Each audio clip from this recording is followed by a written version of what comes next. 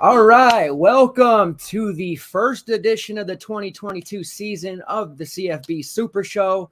My name is Walter Waddell, aka Dubdeuce85. Sorry about the awkward staring at the screen there.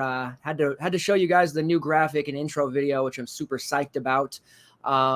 It's going to be a fun season. I'm joined, as always, by my man Jake Kucheck.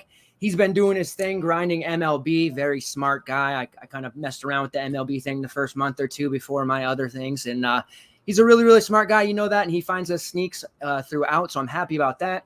I did my niche sport thing, grinding the WNBA, little CFL for you Canadian folks. Even did the TBT prize picks things, which was very, very successful. And we're going to just hit that right over to CFB and kind of talk it up, not only this year from DFS, which we're passionate about, but also really push the prize pick stuff because we do know that can be a very profitable thing, as well as sports betting, which is becoming more and more available throughout the country. I know even my home state, Washington State, they're going to be having sports betting now. So if they have it, pretty much everybody should have it because they are against everything.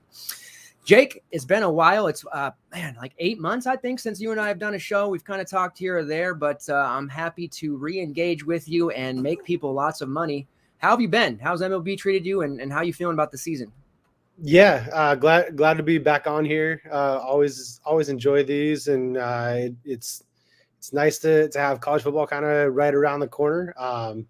MLB has been it's interesting, man, because it's like CFB, you get sometimes there's games during the week, but you have that big day on Saturday, and like that's what all the attention is on for the most part. MLB, it's like that every day. You gotta bring the heat every single day, and you have an opportunity to have some big swings, and you go on some heaters, and then sometimes it goes a little bit the other way, and it's a mental grind for sure to make sure you're on top of your game and not losing the tools that you have at your disposal during the MLB season. And college football, it's a lot easier to stay focused, when there's one big slate to look at every week. So it'll be kind of a nice break to not have to keep the thinking engine on every single day the way you do in MLB. But that said, it's been a good season. I would say I haven't looked up what the numbers are exactly, but I would say just from knowing where the account balances stand, I've had quite a year on prize picks in MLB and probably a so-so year on DraftKings, which is very different, as you know, than in years past because I didn't play prize picks before this past college football season. You turned me on to that, and that's been kind of a wonderful thing. I enjoy it quite a bit. So been on a pretty good heater the last month, especially on prize picks over on the MLB side. So Yeah. Prize picks with that opening up, as obviously don't have to go against other people. Just got to simply, beat that prop. And that's something that we're definitely going to put a lot of focus on. Team at FTN's doing daily prize picks videos. And it's just, it's been, like you said, a really wonderful thing. And typically throughout the season, especially in college sports, more so in football. It seems they're pretty sharp on basketball, so I'll give them their flowers there. But on football, we frequently see some lines where it's like, wow, this is about 20 yards, too less or, too high. And we're able to turn that into some profit. So I'm excited for that. And I'm just excited to get back to the DFS side with finding these, we pride ourselves on these sneaky plays where we find guys at 5 to 10% ownership and everybody's like, oh my God, what are we going to do? And we're going to chill in and we're grinding and tilting for those touchdowns. And when they come, it's a great feeling.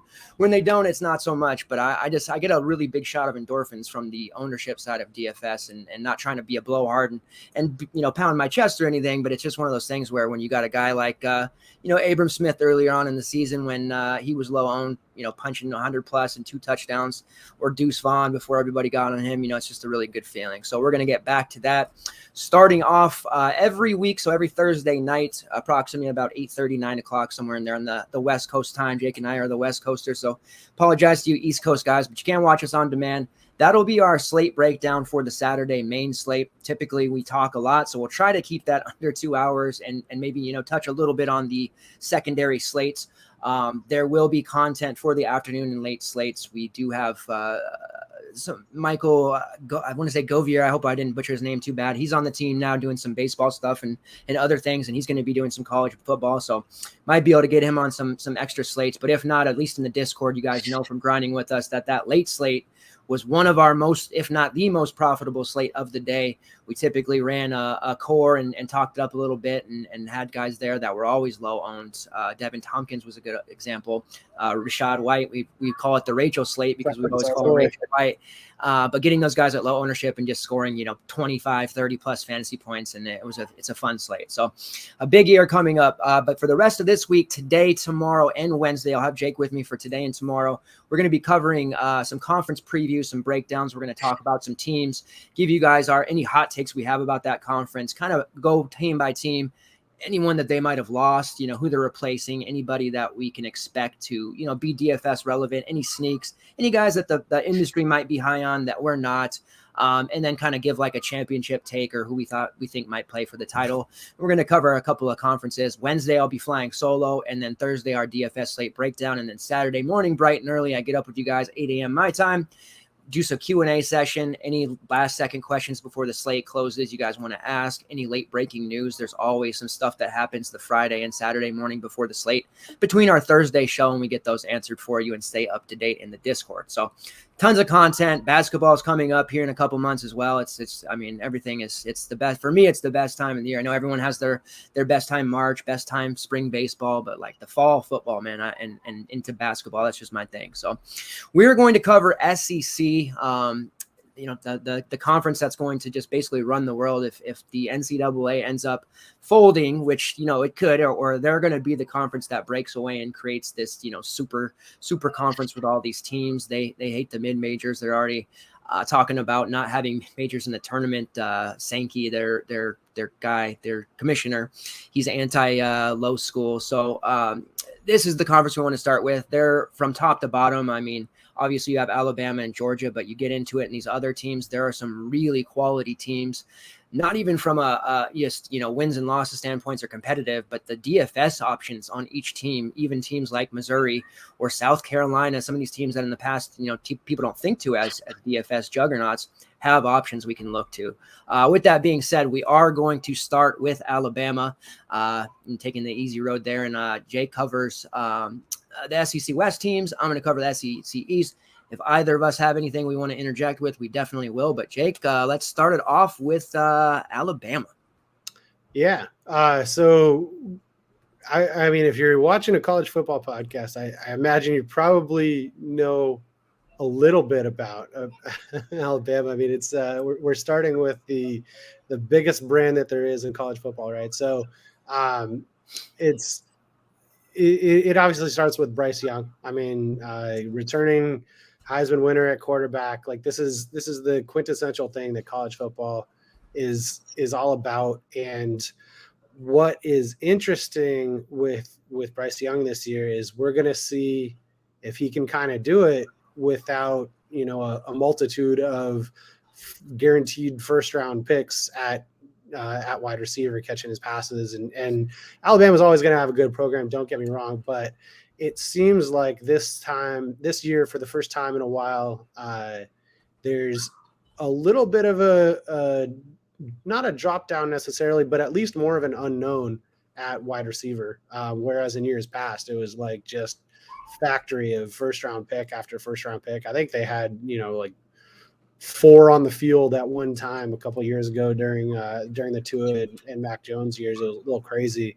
And so is Bryce Young really Bryce Young, or is Bryce Young a product of the talent around him? Is going to be kind of like if there's a question about Alabama, I think that's probably the main question. That's where it's going to start for me.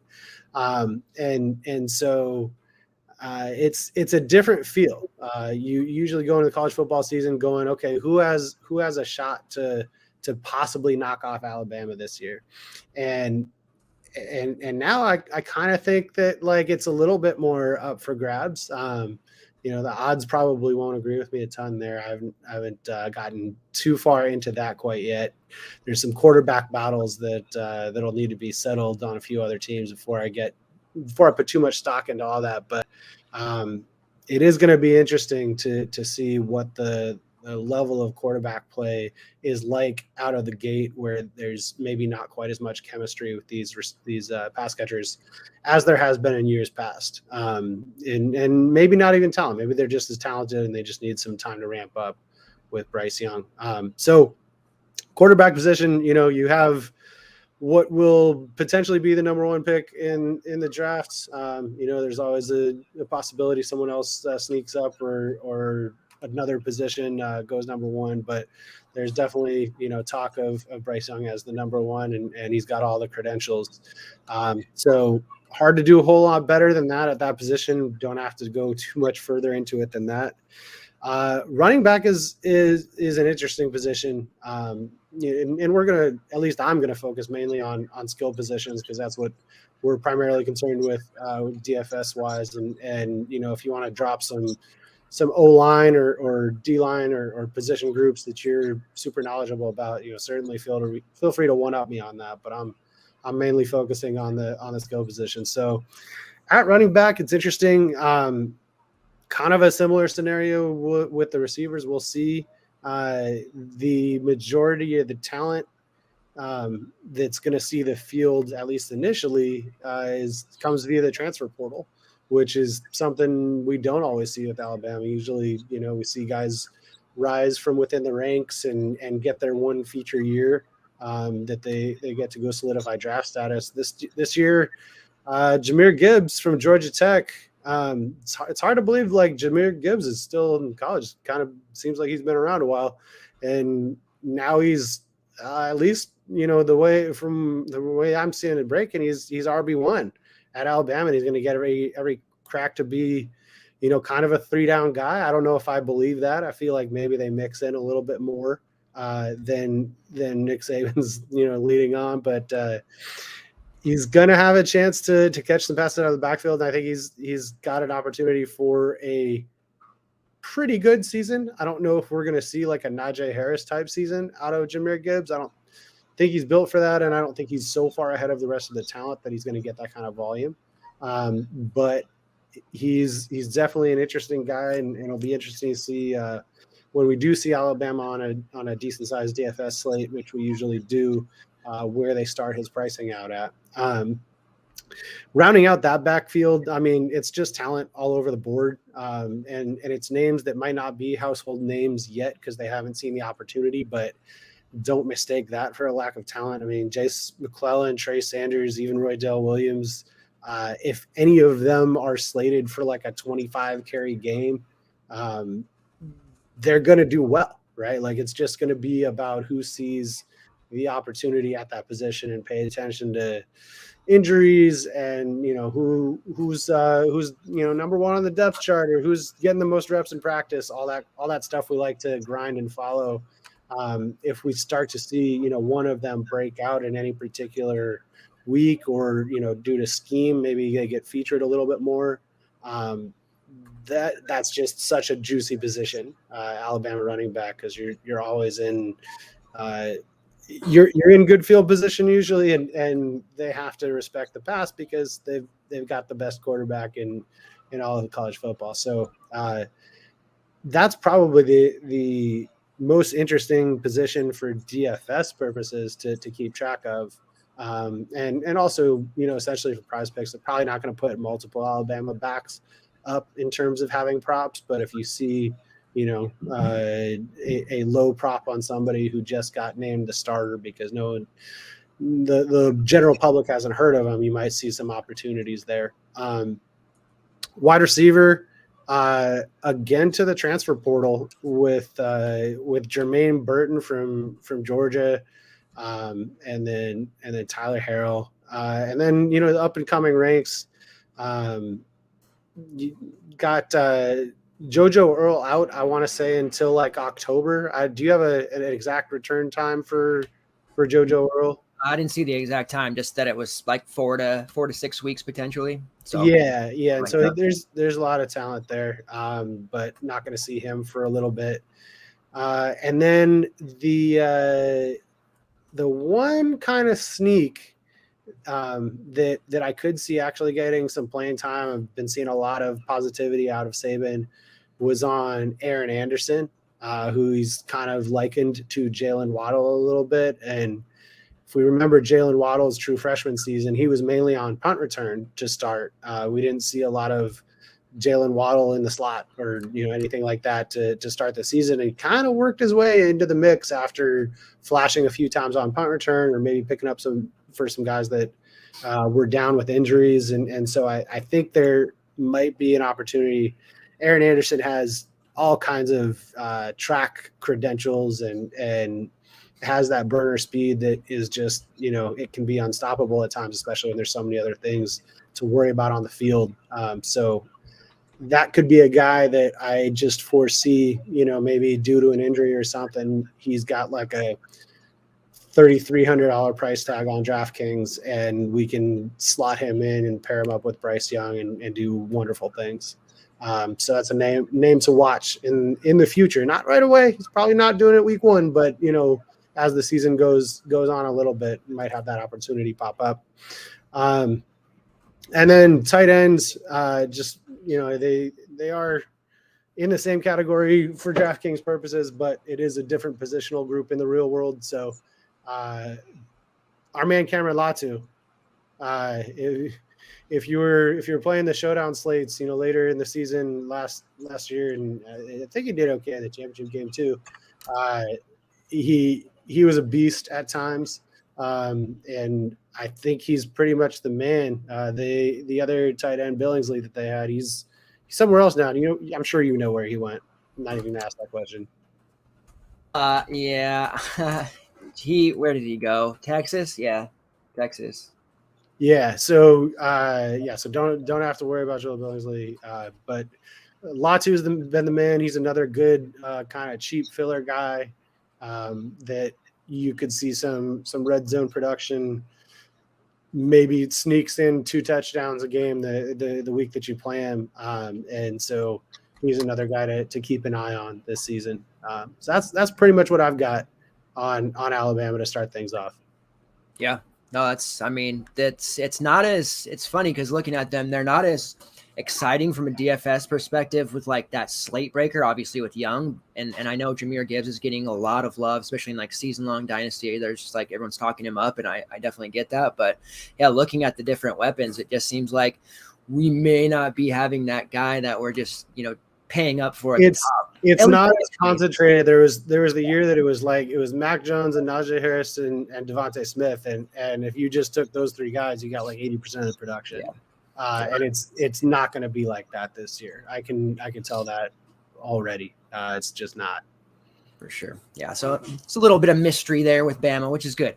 Moving on, I'm going to start with the Georgia Bulldogs, the reigning national champs. They're going to be without quite a bit of their production from that team. And normally when a team loses a George Pickens, Jermaine Burton, who we just mentioned, transferred, Zamir White, and James Cook, they'd be taking a major step back. But I don't know that that's going to necessarily happen with Georgia, because what happens when you're a national championship team is you typically, recruiting becomes a little bit easier for you. When there's guys in the transfer portal, you're able to get those talents. I think they're going to end up being just fine. And the guys that do return for them are quite good. To the bewilderment of myself and probably everyone else, Stetson Bennett was able to hold off JT Daniels throughout the season and chase him off to West Virginia and come in as the incumbent and play pretty well. I mean, he threw for over 2,800 yards, 29 touchdowns. He was only picked off 7 times. I mean, the numbers were they were so much better for Bennett than I would have ever expected. So he also rushed for just about 300 yards, 56 carries, had a touchdown on the rushing. So you got Bennett there again. He's probably not going to be a guy that we look to for DFS purposes too often, just because of the fact that the team does like to run the football a lot, but he does have otherworldly tight ends to throw the football to. And there will be weeks where Bennett has like a 350, 3 or 4 touchdown game, and we're all going to be going, oh my God, why didn't we play him? And be like, well, it's Stetson Bennett. So he's going to have his weeks, but he's mostly going to be a GPP guy. Running back, using Cook and Zeus, we're playing the preseason DFS game right now and using those guys there. There's going to be some production loss, but I feel really excited about Kenny McIntosh and to a lesser extent, Kendall Milton. And I think those two guys are probably going to split carries, and it'll be less of the 4 or 5 running back situation that we saw frustratingly last year, and more of those two guys. They do have some other guys coming up that'll get carries, not necessarily going to go into them right now, but it's really Milton and McIntosh.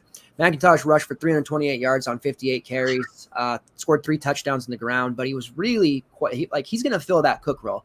He had 22 catches on 222 yards, 26 targets, almost 30 targets with a guy like James Cook getting all those receptions out of the backfield. So McIntosh is going to be just fine. And a lot of times those Georgia guys, at halftime, the game was over and starter sat. So McIntosh did a lot of his damage in the second half when he was getting to play that mop-up duty. And he was still getting to play some, first and second unit defenses. So it wasn't like he was just playing against community college level talent like myself.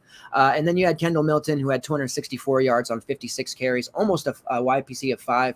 Definitely solid. Wasn't really factoring in the receiving game too much, but I do feel good about both of those guys. McIntosh to start just because he has that pass catching ability.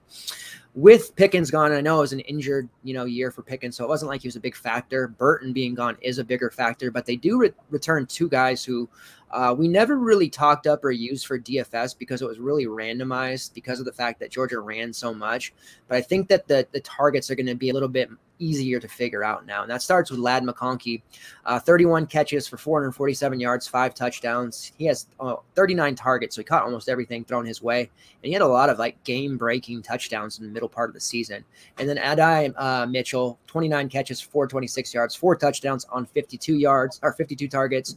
He's a guy that was kind of like a value option when Pickens was, in and out of the lineup, and a guy that you could get at min price and get a couple catches out of, maybe a touchdown or 2. And then Kyrus Jackson, who is getting a lot of hype as a return man, one of the top in the SEC. He'll have to be catching the ball more. He had 16 catches for just about 200 yards on 22 targets with a touchdown. And then rounding that out, that group is Marcus Rosemary-Jacksaint. He had 7 catches for 94 yards, only 11 targets, but I figure he will get more. But yeah, if you're looking at Georgia receivers, it's really going to be McConkey, who kind of has game-breaking, sneaky speed, even though he doesn't look like a fast guy. And then Mitchell, who I think will be a kind of a sure-handed PPR type of play. Where Georgia is really got their talent and where I'm going to want to use them, but I'm going to have to kind of take a step back is at tight end, because this, last year I talked a lot on the year of the tight end. We were relying on tight ends. They were doing well for us. This is the real year of the tight end, because just in the SEC alone, there's 5, 6, 7 guys at the tight end position. And you could probably put Latu in that group, maybe a little bit under, where you're going to be able to rely on them typically, maybe for Georgia towards the end of the year though, because there'll be better opponents for them, not blowing them out. Brock Bowers was an absolute machine.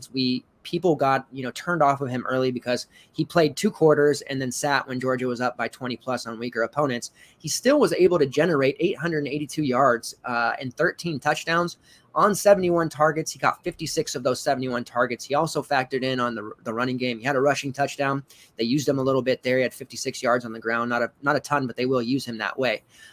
Bowers, towards the end of the season, we were starting to use him, and I kept kind of saying on the show, there's going to be a time we can use Bowers. There's going to be a close competitive game. We're going to be able to use him. And that happened towards the end of the season, I think it was the SEC title game, and people still weren't using him. And then again in the bowl games, and he was 10-15% those times and just putting up monster stats. So he's not going to be a secret by any means, but I do think his ownership will stay low because they're going to be blowing opponents out.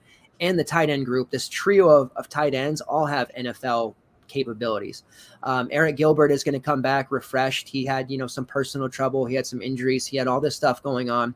But in 2020, when he played for LSU, 368 yards, 2 touchdowns, 35 receptions, kind of, missed a lot of games for them because he had those issues. A very super talent, a guy that a lot of people think will be better than Bowers, and he very well could be. And then Darnell Washington is a guy who could start on probably 85% of the teams in the country, choosing to stay with Georgia as their tight end 3. And I think there's going to be times where they look to get him, on the field in 2 tight end sets and maybe move Gilbert to the slot. Darnell Washington is 6'7", 270 pounds. So they could make him a damn offensive tackle or find a way to use him as just a primary blocker. So maybe not so great in DFS. He did have 10 catches for 154 yards and a touchdown on 12 targets. But it's just important. I want to make sure you guys know that this is a very heavily, geared towards the tight end offense. And I think they will find a way to have Bowers, Gilbert, and Washington on the field together. Maybe not all the time, but imagine in like the red zone from the 10-yard line, something like that. You throw Washington out there in a 2 tight end set with Bowers, you get the massiveness, and then Gilbert in the slot. Like, not a lot of these defenses are going to know what to do with that. Obviously, Saban and we'll figure it out, but they want to hit Missouri with a 3 tight end set like that. That's going to be an auto touchdown. So we will have to temper expectations initially just because of the blowout factor on some of these games, but their tight ends are amazing. And there's another tight end in this conference that I'm probably higher on for DFS purposes because he's going to be involved more and there won't be as many blowouts. But you guys got to know that Brock Bowers is my guy. Now I'm looking for 1,000-yard receiving season from him, even though that tight end room is full, just because of the receiver room is a little bit lighter than it was last year. And I think, like I said, they could use any of those guys in the slot. And I think they probably will and find a way to get them the football.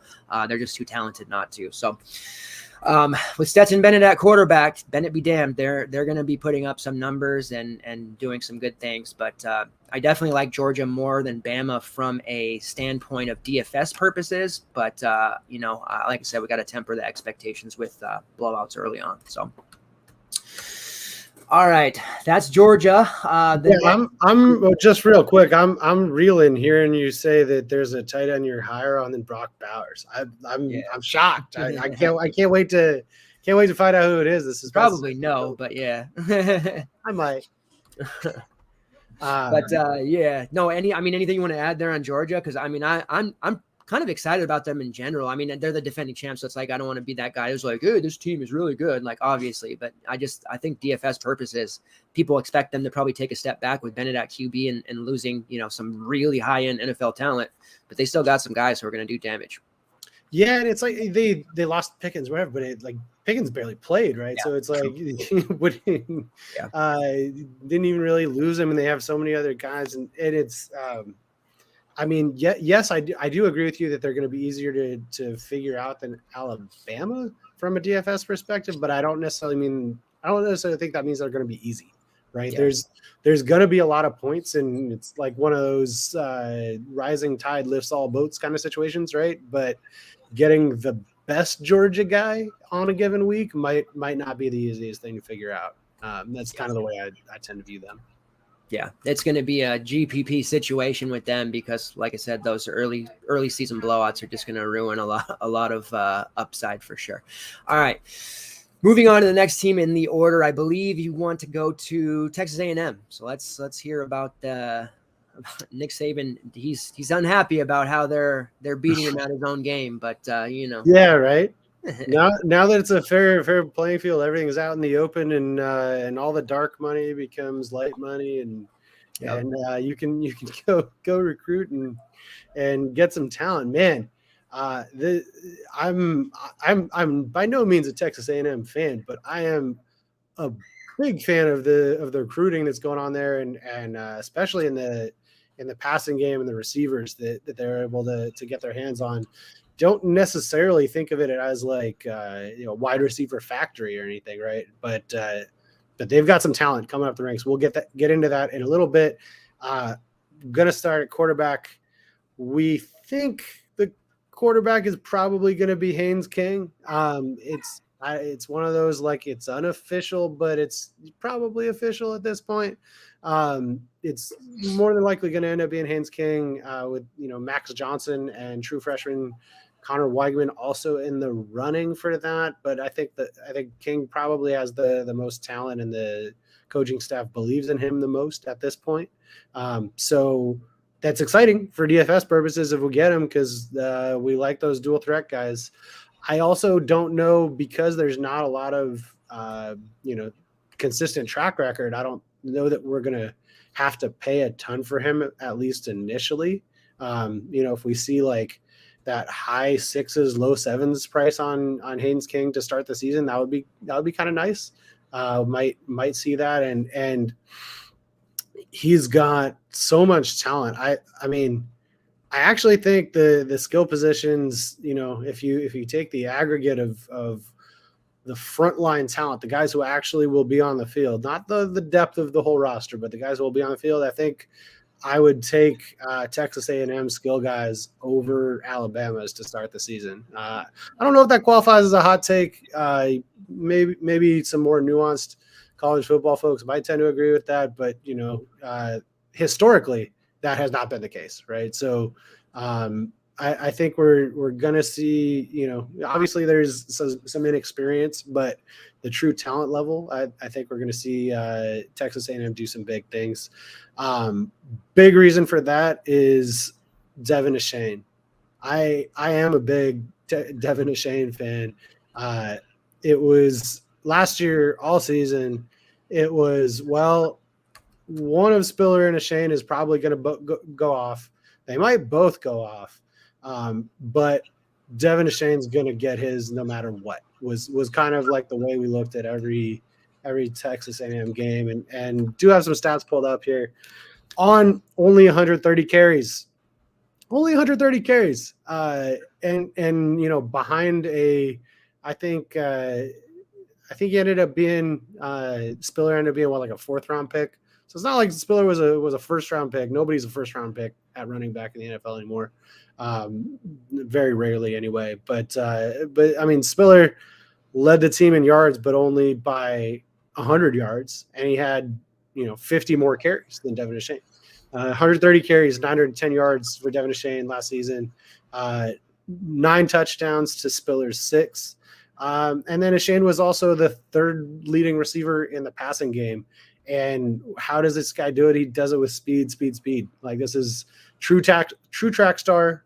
Not the biggest guy, shifty, will find a way to score any way that he touches the ball, get him in space. Like every cliche that you have heard for 20 years about college football players that are amazing applies to Devin Achane. He is going to absolutely wreck it this year. And especially with the receiver talent that they brought in, they're not going to be able to just isolate on him and try to take him away as a weapon. That's not going to be a viable thing to do, especially now there's a dual threat quarterback on Haynes King. There's going to be so much room to operate that, if he gets that opportunity to see, like, maybe not 200 carries, but 200 total touches, I think that's a reasonable expectation. 200 total touches.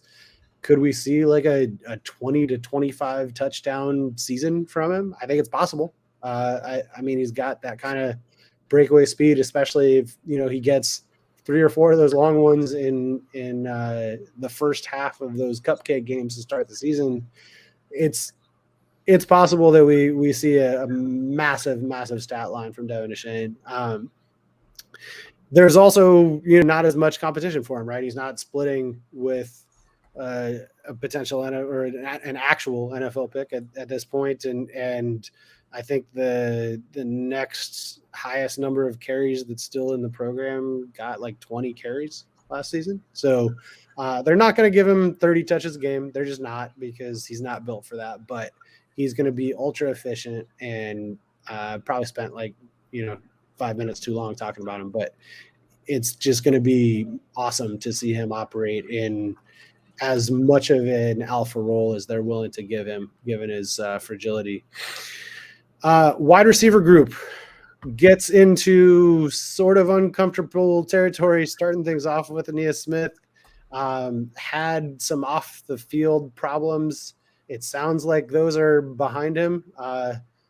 College football stars kind of see those problems go away a little bit easier than maybe the rest of us in real life. But what that means for him on the field is that we're going to see him, and he's also got a lot of talent, got a lot of speed. He was the leading receiver, I guess, most catches last season. He and the tight end Weidermeyer both had about 500 yards, more touchdowns for Aeneas Smith, and he's going to be a solid option, assuming that he is able to stay on the field with everything that he's had going on in the offseason. So hopefully we get to see him all season. And then Evan Stewart, I don't know how much you've dug into Evan Stewart, but the thing that flew off the page to me was he was pretty early on in recruitment and also in just general scouting being compared to Devontae Smith. How great is that?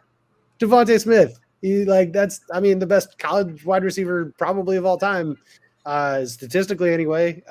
And that's the comparison that this guy's getting, and that's a Texas A&M get. So, when I was saying I was excited about their pass catching group, that's going to be a big part of that, especially when he's not even going to have to be the main guy initially.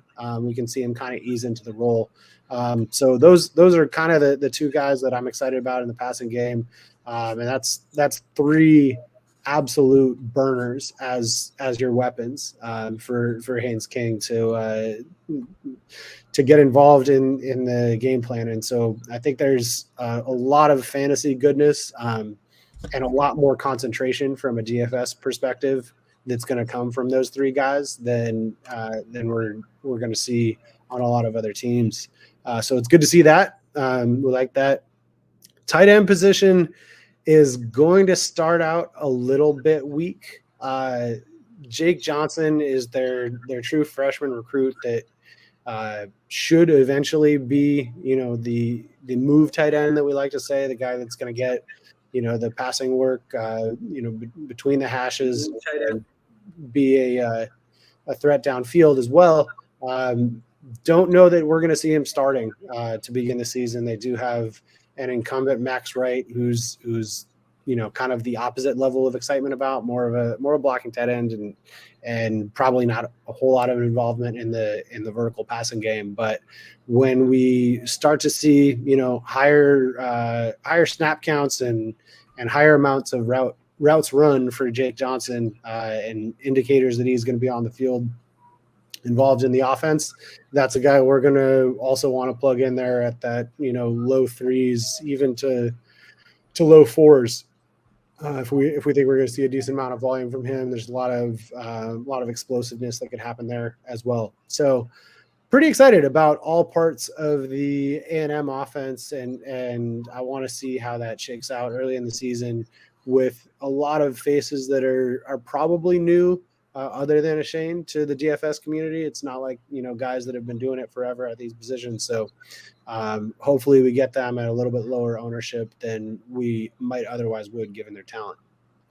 Yeah. As I'll stop short of saying the architect of the team for running back. I like my running backs, and Devin and Shane, he's a guy that's definitely in my scopes as a potential bell cow with opportunities to put up a lot of fantasy stats and fantasy goodness in general. So he's definitely going to be in the stable of any 4 running back builds that we're looking at this season. All right, moving on to Kentucky. Some fun, dramatic stuff happened a week or two ago between, Coach Cal, the basketball team, and the coaching staff for football. Obviously Kentucky's always been known as a basketball school, but it's really time to start respecting them as a football program. And they had a really nice season last year. I think there's a chance for them to match or exceed. Definitely some question marks around their offensive line. And the only reason I bring that up is just because, obviously new line could be trouble with protection and running the football and whatnot. So they did lose multiple starters to the NFL, which just speaks to how good that line was actually last year. But Will Levis is good enough to, I think, scramble around and make quick throws. I'm pretty excited about him. And my Seattle Seahawks, I'm rooting for them to, be bad as possible. They were wanting them to get, Baker Mayfield and go get your guy, Jimmy G. And I don't want any of that. I just want them to play Drew Lock. I want them to be bad enough to get, a top 5 pick. I know they probably will be a little bit better, but Will is definitely a guy that I could see them drafting. I actually want Tyler Van Dyke. When we talk about ACC, I'm going to be all about him, but I could see him being a good QB prospect for them. So completed 66% of his passes last year, threw for over 2,800 yards, 24 touchdowns to 13 interceptions. He did make some silly mistakes. One of his weaknesses last year was trying to, extend plays, which is a good thing, but making, silly throws, throwing it in the air and hoping one of his receivers would bail him out. And that didn't always happen. He also rushed for just under 380 yards, 9 touchdowns there. So there's that dual threat upside. We need that offensive line to gel together quickly so they can protect the man. But if he's able to get out in space and make plays, he's going to have a really big season. especially with the running back situation being in flux to a degree. We know Chris Rodriguez, who is Prize Picks number, I don't know if it's still there for season long. I know you and quite a few people got the under 900 and change. It sounds like he had some off-field issues, some other stuff, we don't have to get on all that. But he is going to miss some time. The official suspension is expected to be anywhere from 3 to 5 games. I think it's going to probably end up being 4. So that means there's a lot of carries to go around for other people, because Chris Rodriguez, big time running back, over 1,000 yards, lots of carries. I've been touting and banging the bell for Judang McClain. He saw action last year in 8 games, rushed for 165 yards, caught 6 passes for 42 yards, scored a touchdown. He's a guy that I'm really excited about, but there are some other options on this team that I think, are going to definitely factor in. So it's not like he's going to be some kind of bell cow, but knowing that Rodriguez is going to miss time, I definitely want some shares of him early on, especially if he's going to be cheap. His best came last year against Vanderbilt. He rushed for 70 yards, just about 70 on 10 carries. So he has that upside to put up a really high YPC and score some touchdowns. So McClain is my favorite of this group, but it's definitely going to be a committee. Kavasier Smoke is still there. He has these games where he looks unstoppable, like the RB1, and then he has games where he gets off to a really poor start. He doesn't, run correctly, misses his block, doesn't run between them, whatever. And the coaching staff just benches him for the game. And we saw that a few times last year. He did rush for 416 yards and 4 touchdowns. So it would make the most sense for him to step in for Rodriguez and kind of get those RB1 carries initially. There is a lot of hype here lately about Lavelle Wright, who might actually possibly start.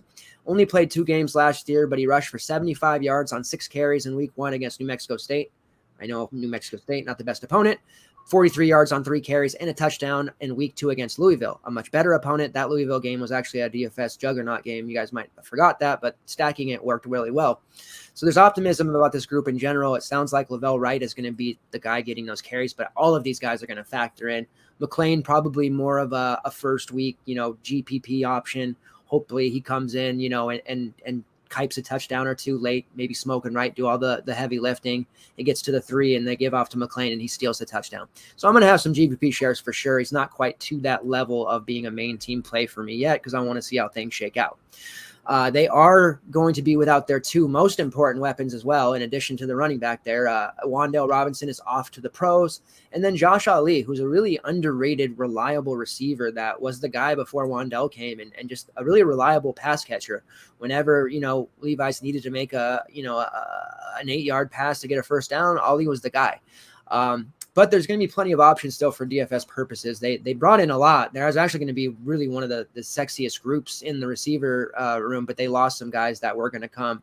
Taj Harris ended up going somewhere else, but they did get Virginia Tech transfer Tay Robinson, and it sounds like he has a slot position locked in. Slot equals PPR gold typically. Key figure with the Hokies, he caught 44 of his 71 targets last year for just about 560 yards, 5 touchdowns. Was a big factor. He also had 13 touches in the backfield, so there was, they're looking to get him plenty of work throughout. He can get backfield work, he can get receptions. They can basically use him as a mini Waddell. He's not definitely to that level by any means, but he can operate in those situations. And then as far as tight ends go, I know that, tight ends go into the wide receiver, but I like to differentiate them for you guys and just kind of utilize them, because a lot of times in these CFB DFS, people don't really look at the tight ends and how often would we get a guy besides Brock Bowers, at lower ownership and guys from Maryland, for example, and they'd work out quite well. So I think it's important for you guys to at least know who the starters might be if there's any contributing members on this tight end group. Keaton Upshaw is the guy to look at. It's a little bit of a crowded room. Isaiah Cummings and Keaton Upshaw are both guys that played on the team last year. And then Jordan Dingle is a guy that maybe not factor in right away, but somebody who they think is going to get a lot of key snaps, contributions by the mid part of the season once he gets things figured out. Upshaw is the guy. He was injured last year, but in 2020, he had 16 catches for 200 yards, three touchdowns, and was the guy that they were talking up heading into last season as being a really reliable target. And then he had an injury that ended his season. So Upshaw is the guy to kind of look at there as an extra candidate for Levi's to throw the football to. And then highly touted freshman Dane Key. He's not typically, you'd have a freshman, come in, not be talked about a whole lot by the DFS community, but Kentucky beat writers and just the CFB community in general is talking up Key so much that it wouldn't shock me to see if he comes out like 3K the first week being super chalky. He's going to slot in right next to Tavion Robinson as the 1 and 2, and he's going to get a lot of targets. He's making unbelievable catches in camp. He's been practicing with the ones, and it's going to be the Dane Key show, I think, a lot over the next couple of seasons. So really obvious play there. And then another freshman to look at, Barian Brown, not talked about nearly as much as Dane Key, but all of the staff has been calling him special. They're describing him as a Swiss Army knife, a guy they could give carries to, they could throw the ball to, they can give jet sweeps. Who does that sound like but Waddell Robinson? So that's another weapon, kind of like Davion Robinson, that they may be able to use in that role. Waddell did very well. I mean, obviously he's a really great talent, but Kentucky really, they did quite well having a guy in that role, and they may use 2 or 3 guys in that type of role where they're giving them different touches and putting them in position to make plays. So Barian Brown is a guy to maybe you're leveraging GPPs, whereas Dane Key is going to be kind of a chalkier option unless DK sees all this, and if FanDuel sees all this talk and factors it in and wants to make him higher priced. I actually wouldn't mind that, because I hate when a guy gets hyped so much that it's like it becomes kind of silly to even talk about. But Dane Key is definitely the guy that everybody wants. But if you get this running back situation correct in the first couple of weeks, you're going to make a lot of money, because I think this Kentucky team is going to score a lot of points, especially early on. And I don't know that people have quite adjusted just yet to it being not just a basketball school anymore. So that is my Kentucky breakdown. Do you have anything you want to add there, or should we move on? I'm really glad that you talked about Dane Key and Barian Brown at the end there, because that is like my internal dilemma with this Kentucky team is whom of these 2 extremely talented true freshmen is going to get worked into the program, more quickly. And I think what it seems like Dane Key's already there. Like, he's already the guy. And so I think that is where a lot of people will gravitate initially, but I think there might also be, like you said, there might also be the opportunity for Barian Brown to be worked in and maybe even have some spike weeks where he actually gets more volume than Dane Key, just because how he's integrated into the game plan. So we won't want to forget about Barian Brown if he goes, 3 for 20 or so for the first few weeks. I think there's bigger games coming. No, I 100% agree. That's going to be one of those sneaky week 5, week 6 receivers that we get at low ownership. So moving on, let's talk about the Hogs of Arkansas, the football school that's turned into a basketball school, the reverse. So, but they've got some weapons for sure. What do we got going on with Arkansas? Well, I thought Arkansas was a baseball school. Oh, are they? Okay. No, it's interesting. Arkansas was another one of those teams where you look up at the talent that they have, at certain positions, and you're like, wait a minute, who are these guys? Where did any of these guys come from? None of these guys played for Arkansas last year, but it doesn't mean it's going to be bad, right? Like it's this brave new world of immediate transfers and NIL, where like the college program depth doesn't always come from the same place that you're used to, and so they're like a new faces, same place kind of team, with the exception of Mr. DFS reliable KJ Jefferson. Like, if you were to invent a quarterback for DFS, especially with regard to college football, it would be Lamar Jackson. But if you had to pick a second one, it's getting pretty close to being KJ Jefferson being the archetype, especially with him, showing a little bit more consistency toward the end of the season in the passing game, and having Treylon Burks helped that, obviously. But there was a lot of development that looks like it took place last year, and he's got another year of SEC competition experience under his belt. And is going to be a guy that's going to be on a lot of slates, right? Like, we're going to see Arkansas on probably every main slate. They always seem to be, or at least maybe the 7 p.m. Eastern. They'll be on a lot of slates, and he's a guy you'll have an opportunity to deploy a lot that people might not always trend towards, because he's not got the reputation as the most consistent passer. People don't really know who his receivers are, right? Like it's just he lost the guy who had all the volume, and he brought in a bunch of transfers, and people aren't going to expect a lot of chemistry right away. And the thing about being a dual threat, it kind of doesn't matter if you don't initially have chemistry with your wide receivers, because it's something that you can do on your own. And yeah, the passing game has to be there for you to put up total numbers, but like this is a guy that legitimately has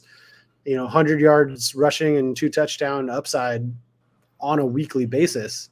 And yeah, you probably want to pass a little bit in there too, but that's already a pretty good game, right? Like what else do you have to do if you're getting those kind of numbers on the ground, even though it's from the quarterback position? So he's a guy I'm definitely excited about using as many times as I can. And I think the price will, at least again, initially stay within reason. So we're not going to have to pay like, 9,500 or something like we've had to do for top quarterbacks in the past. I think he's going to at least be slightly under the radar to start with. He's going to hand off to probably Rock Sanders for the most part. That's who it's seeming like in camp is going to be the guy initially. And it's always tough to get too excited about a running back that operates beside a dual threat quarterback like that. On one hand, you probably see more running lanes because the defense has to kind of respect all those option pulls and bootlegs and everything. They can't commit to stopping the run the way they ordinarily would. The other side of the coin is you get down near that goal line, QB1 wants those stats, wants the ball in his hands. It's going to be probably tough for Rock Sanders, or if it does end up being a little bit of Dom Johnson mixed in. And then there was also a true freshman, I think you brought to my attention, Rashad Dubignon, that has been getting talked up in camp, and there might be more splits to that backfield than I would ordinarily like to see, and they might lose some goal line opportunities to KJ Jefferson as well. So I don't know that Arkansas running back is the place that I'm going to go a lot. It's probably going to be a lot of naked KJ Jefferson and to just get whatever pieces of the passing game do happen, but really to get his rushing ability. And then to touch on the receivers a little bit, we've got Warren Thompson, who was part of the program last season. He wasn't Treylon Burks, so he's not the guy that everybody knows. And there could be some volume there. And then they brought in Jadon Hazelwood from Oklahoma, who was, if you recall, supposed to be the guy at Oklahoma for a while. They wanted to kind of make Jadon Hazelwood into the guy, and that just never really worked out for whatever reason. I mean, the athleticism was there, but didn't get the opportunity, didn't necessarily stay on the field as much as we would have liked to see. There might be some opportunity here. The coaching staff does seem pretty high on Hazelwood. A lot of praise in camp so far, and hopefully that translates to on-field success, and we see him as like a low 5K option if we do want to pair somebody with Jefferson and not break the bank while doing it. Hopefully that we get to see that a little bit. And then Matt Landers from Toledo, we got some action, tearing up the SEC. Might see him on the field doing some things and connecting on some long touchdowns, but not necessarily someone that I would expect a lot of volume from. So probably a GPP play. And then this is where I'm going to get into trouble pronunciation wise. I'm going to go with Isaiah Satania. Do you have a better pronunciation than that just yet? No, I got to practice on a couple guys. Sounds good right now though. We'll go with Satania and give him kind of like a Spanish flair. We'll see how that one turns out when we actually hear his name as opposed to just seeing it on message boards and whatnot. But true freshman, extremely athletic, probably not a ton of time an opportunity on the field right away. Kind of the same thing that we were talking about with Barry Brown. There will be an opportunity to get Isaiah Satania in the mix as the season goes on, or he might be 3K and put up 6 catches and 200 yards week 1, because anytime you have a guy with that much talent going up against teams that don't necessarily have the kind of talent to match up. I haven't looked at Arkansas's early season schedule just yet, but there might be the opportunity to deploy him when you're already up by 30 points and get him some garbage time run, and he'll fly past just about any school with less talent. So excited about that. And if we do see him on the field a little bit more, that's probably the stacking option I'm going to want to go with at the wide receiver position. Now, at the tight end position, a little bit interesting. You probably do know the name Trey Knox. You may or may not know, and not you, Wald, I'm sure you know, but the audience may or may not know Trey Knox is now a tight end. Mm-hmm. He weighs 40 pounds more than he did freshman year, which I can relate to. He's probably a little bit more athletic in those 40 pounds, and the coaching staff has heaped a bunch of praise onto him for handling that transition incredibly well and maintaining his athleticism and physicality while putting on the good kind of weight. And he's obviously the best pass catching tight end that you could imagine, right? Because he was a receiver for his entire career until now, right? So if there's a tight end with better hands than him in the SEC, it's probably Brock Bowers, but Trey Knox is going to be right up there in terms of pass catching talent at the tight end position. And because of that positional designation, in whatever algorithm DK is spitting out, he may not end up being as high priced as he would dictate coming out of the gate until he starts putting up some production at that position. He'll have an opportunity to stay on the field quite a bit more than he otherwise would. So I am actually pretty excited for Trey Knox to be kind of back in the front and center of the Arkansas offense, at least at the position that he's playing currently. And he was kind of second fiddle for quite a bit last year. Maybe not even second fiddle. I don't even know if he had a fiddle too much last year, but I think there's good things ahead for him, and KJ Jefferson, has a good option there, good safety blanket if they do decide to dedicate, 3 guys to making sure he doesn't break contain. Trey Knox might be waiting there over the middle and be able to pick up some rack once he makes the catch. So excited about that as well. That's pretty much what I've got from Arkansas. Yeah.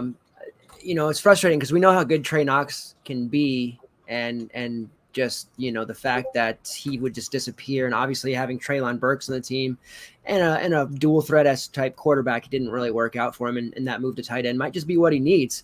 And then, I'm glad you mentioned Matt Landers. He spent a couple of, uneventful years with Georgia, but has that SEC experience. He's been turning heads at camp, so maybe he'll do a little bit. But you mentioned the running back there, Rashad Dubinion, I believe is how you say it. Yeah, they were running some first team stuff with him as the running back, and Sanders was actually playing some slot and other receivers. So I don't know if that's going to be like a real thing, or if he's going, just they were testing it out. But if Rocket's going to be playing some receiver, running back, slot stuff throughout, he might become a little interesting flex option. That it's a weird scenario where he's almost, especially if he gets wide receiver eligibility. But if he's featured in the slot as well as getting the carries, it's you almost want that more, right? Like you're more valuable as a slot receiver in an offense with a dual threat quarterback that you might be as like a, in between the 20s kind of running back. So yeah, definitely. All right. So moving on from that, there's a lot of exciting teams in this conference. The Tennessee Volunteers, they were an exceptional squad last year. They made us a bunch of money in DFS, and anytime they were on the slate, it was just to stack them and their opponents. I mean, they had some really massive games. What was it? The Vols versus Purdue game. That was probably the game of the year for DFS fans. And I think they're going to be even better this year. And that might be hard to believe for some. I mean, they're going to be without Velus Jones and Javonte Payton, but they still have the bulk of their studs back. Tyon Evans is off to Louisville now. You know, he was probably my favorite Vols running back, even though it's hard to kind of project them. Stacking them up against Missouri was always fun, but they've got a lot of weapons to work with. They get another season of Hendon Hooker, who's our guy. For some reason, he didn't start the season last year. It was Joe Milton, but they won't be making that mistake again. They're going to start Hooker. They have a really a nice looking stud QB coming in next year, who has a very ridiculously hard name to pronounce, but we don't have to worry about that too much. But it's Nico Iamaleava, I think is how you pronounce that. So I'm going to have to get really good at that over next summer because he's going to be a guy we talk about a lot, but he's waiting in the wings. They also have another freshman QB that's going to be in the mix after this season in Taven Jackson. So it's a good problem to have for them. Once Hooker and Milton go on, they're going to be just fine, and they're going to have really strong QBs for the next few years. At the running back position, I mean, obviously Hooker, I mean, before I go to running back, I mean, threw for almost 3,000 yards, 31 touchdowns, only 3 interceptions, which was a massive improvement during this time there from when he was at Tech. And then 616 yards on the ground, 5 touchdowns. He is a guy that will not hesitate to call his number in the red zone goal line area. Just, you know, one of the best, if not the best fantasy QB in the conference and possibly the country. So Hooker's a guy that anytime he's priced under 8K, which probably won't happen, but he did last year, you just kind of jam him in there and enjoy the ride. At running back, though, Jabari Small is back. He rushed for 800 yards on 141 carries, a solid 5.6 YPC, 9 touchdowns. He also caught 9 passes for 77 yards. This is where other guys are going to factor in, though, because whereas Evans was kind of this big, bulking, thundering running back that could handle 3-down work, I don't believe Jabari Small is that guy. And it's I'm not just saying that because his name's Small. He's a little on the smaller side. And I don't think he's going to be able to handle that full 20, 25 carry workload. So depending on where his price will be early on, he's going to definitely have games where he shatters and puts up 25 plus, but he also have some games where he only puts up 5, and it's Jalen Wright or perhaps Lynn J. Dixon who put up those stats. Jalen Wright is a guy that I definitely have my eye on. He on only 85 carries, rushed for 409 yards, 4 touchdowns, 6 catches, so he's involved there, but he's a guy that was getting a lot of mop-up duty. Evans and Small took turns being injured. That's my other question mark about Small's durability, and Wright stepped in there without missing a beat and continued that production for them. And then they've got Lynn J. Dixon, who spent 4 years with Clemson. The first 2 years, he was a stud NFL type of guy. The last 2 years, he fell out of the rotation. He kind of didn't like that. He caused trouble. He was going to go to West Virginia, which was actually a pretty decent spot for him. I was interested in him there, but then he backed out of there as well and is now going to be with the Vols, which I don't particularly like because it muddies the waters further here for this backfield. But with Lynette Whitehead injured and out for the year, he was factoring in to be a pretty big predominant carry guy for them. That does open up for Dixon to get some, additional work. Like I said, I don't think Small is just going to be that 20-plus carry guy. I think he's going to have to be efficient, which, like I said, he'll have games where on 13 to 14 carries, he puts up 100 yards and a couple scores. But for the most part, if it's priced at 8K, 9K, he's just not going to be a guy I want to look at when you factor in the fact that not only will the work not be there, but when you get into the red zone, it might be Hendon Hooker who calls his own name, or he decides to throw it, which he was the king of throwing 3-yard touchdown passes last year in the red zone, which I'm fine with when I own him. But yeah, running back is just it's Jalen Wright's my favorite out of that group, but it's going to be a GPP situation. My guy, Seti Tillman, Cedric, I affectionately call him Seti. Everybody knows him this year. He was one of our secret guys, 64 catches on 86 targets. I expect that target number to blast past 100. Over 1,000 yards and 12 touchdowns. He was the best receiver on the team, so losing Velus Jones and Javonte Payton is not going to hurt him that bad. Jones really was way better than when he was at USC, whereas Javonte Payton was more of kind of like a long touchdown guy randomly, every 3 games. Jalen Hyatt is back. He had 21 catches on 32 targets for 226 yards and 2 touchdowns. Now they do have a transfer in it. Speaking of USC transfers, Brew McCoy, they're opening that funnel to USC. It's not likely he's going to be ready for week 1, though, and it's not because of any injuries or anything. It's because USC is making it difficult without outright blocking his path to being eligible. They're just making it difficult by not turning in paperwork and not answering phone calls or letters, or they're just they're really going to make this difficult for Brew McCoy to get eligible in time for week 1, which was a pretty shitty thing for them to do. So with that being said, if he's not ready, Ramel Keaton is a guy who only had 7 catches for 72 yards last year on 13 targets.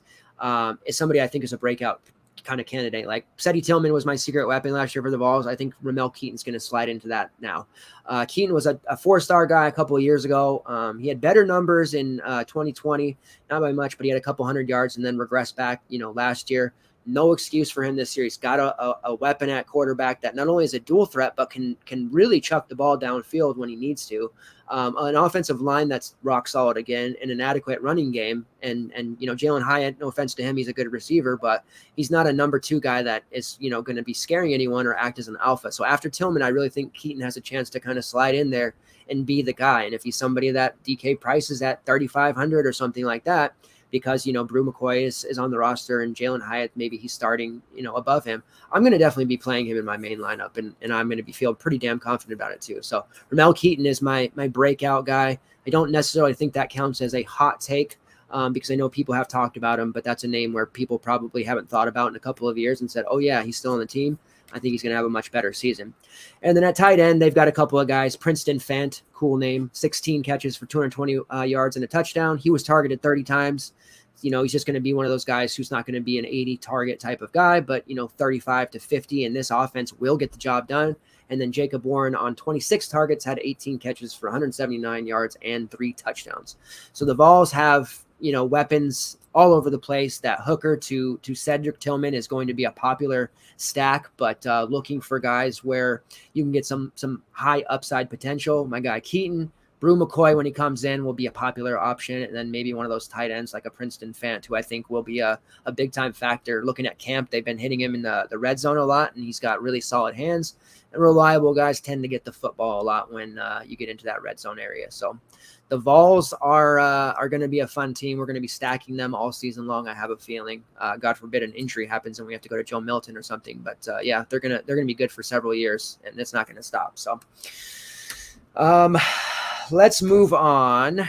Well, real quickly, you hit on some of the elite name talent that Tennessee has. Just want to read off a couple more that are coming up in the ranks that maybe we didn't get to. There's some wide receivers buried on the depth chart. Chaz Nimrod and Squirrel White. Yeah, they're all name teams for sure. All elite names coming out of Tennessee. That's going to be a thing. They have a right guard that's is a highly talked about freshman right guard. I know it's an offensive line, but his name's Mo Clipper.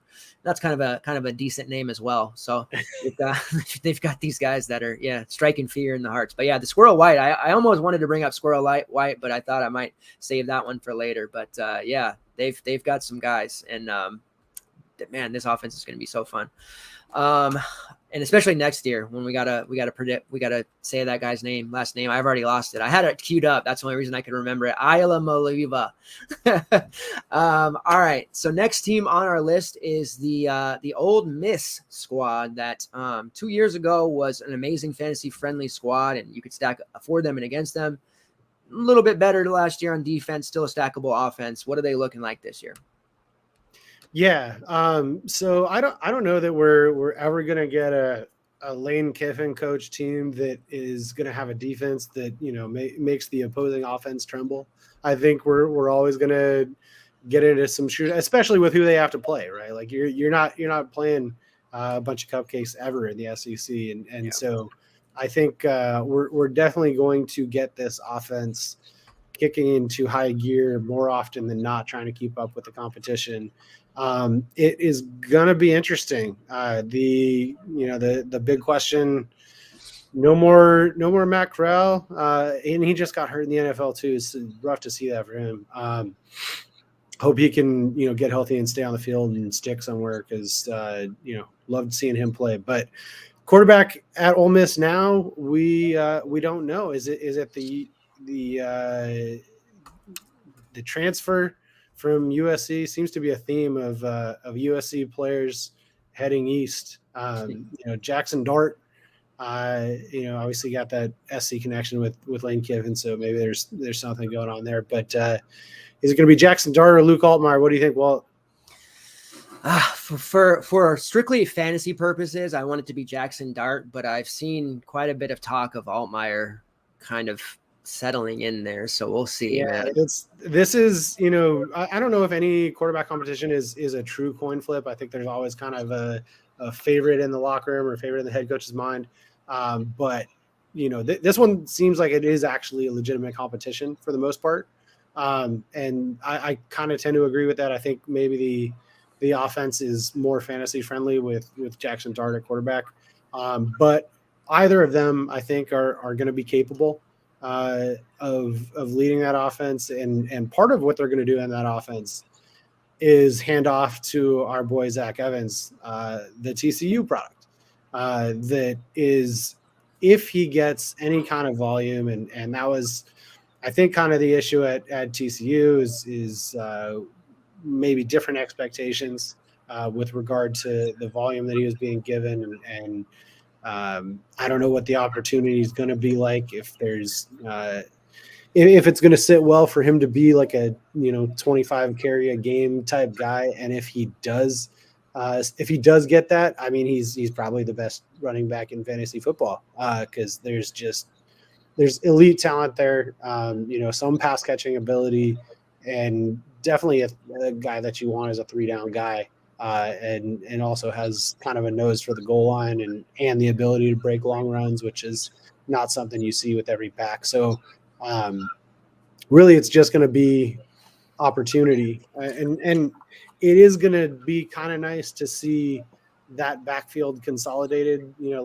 Last season and last several seasons seemed like it was whack-a-mole with the Jerry and Ely's and Snoop Connors of the world that will pop up and score 3 touchdowns one week and not show up, or play 5 plays the next. And so I think we are going to see some consistency from Zach Evans. I don't know necessarily if it's going to be to the degree of volume that I think he's capable of, but if we see anything approaching 20 touches, I think he's going to have a lot of success and be really efficient.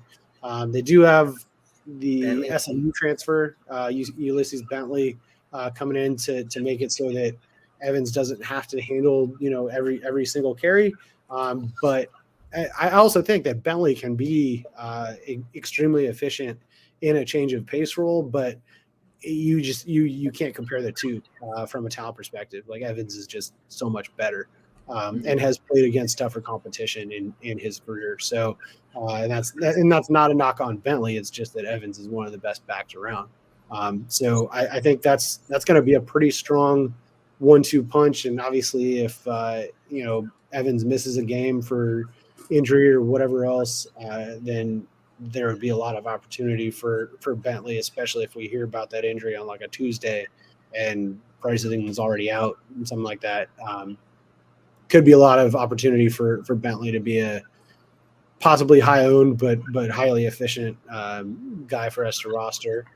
And then into the venturing into the pass catchers, Dennis Jackson and Jonathan Mingo are the guys that you kind of know as Ole Miss guys, and they've always just been kind of there. Like, they're not the guys that you were excited about. It was Drummond last year and Elijah Moore the year before that, and Braylon Sanders mixing in, and there's always been other names that have been more prominent than Dennis Jackson and Jonathan Mingo.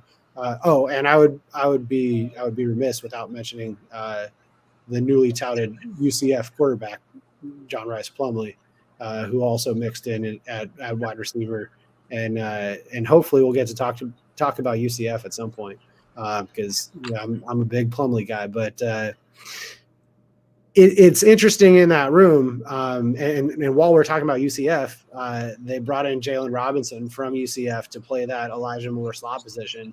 And that, as you well know, has kind of been the moneymaker in terms of receiving production in Lane Kiffin's offense at Ole Miss is that slot position. So we might see a little bit of a redemption story and an interesting trade-off of, guys going from UCF to Ole Miss and vice versa in new roles, and being able to be their best selves and get the most production on the field. So interesting storyline. And then, another pass catcher moving on to the tight end position. Another USC guy, Michael Trigg. We don't know really much about him other than he's extremely athletic and probably has some chemistry with Jackson Dart, coming up together and transferring over together from USC. But should have a pretty prominent role in this offense from the jump. Casey Kelly is, maybe a red zone threat every now and then, being generous. But I think Trigg is probably going to be the guy at the tight end position. So it'll be interesting to see how these prices shake out. I don't know that there's going to be a good read on who the alpha is going to be in this offense catching passes. I think if I had to put money on it to begin with, I would probably bet on the volume that Jalen Robinson's going to get. But it's pretty wide open, and there's not that one guy that all of the targets are just going to funnel to, just because there's no history with any of these guys, and we don't even know who's playing quarterback yet.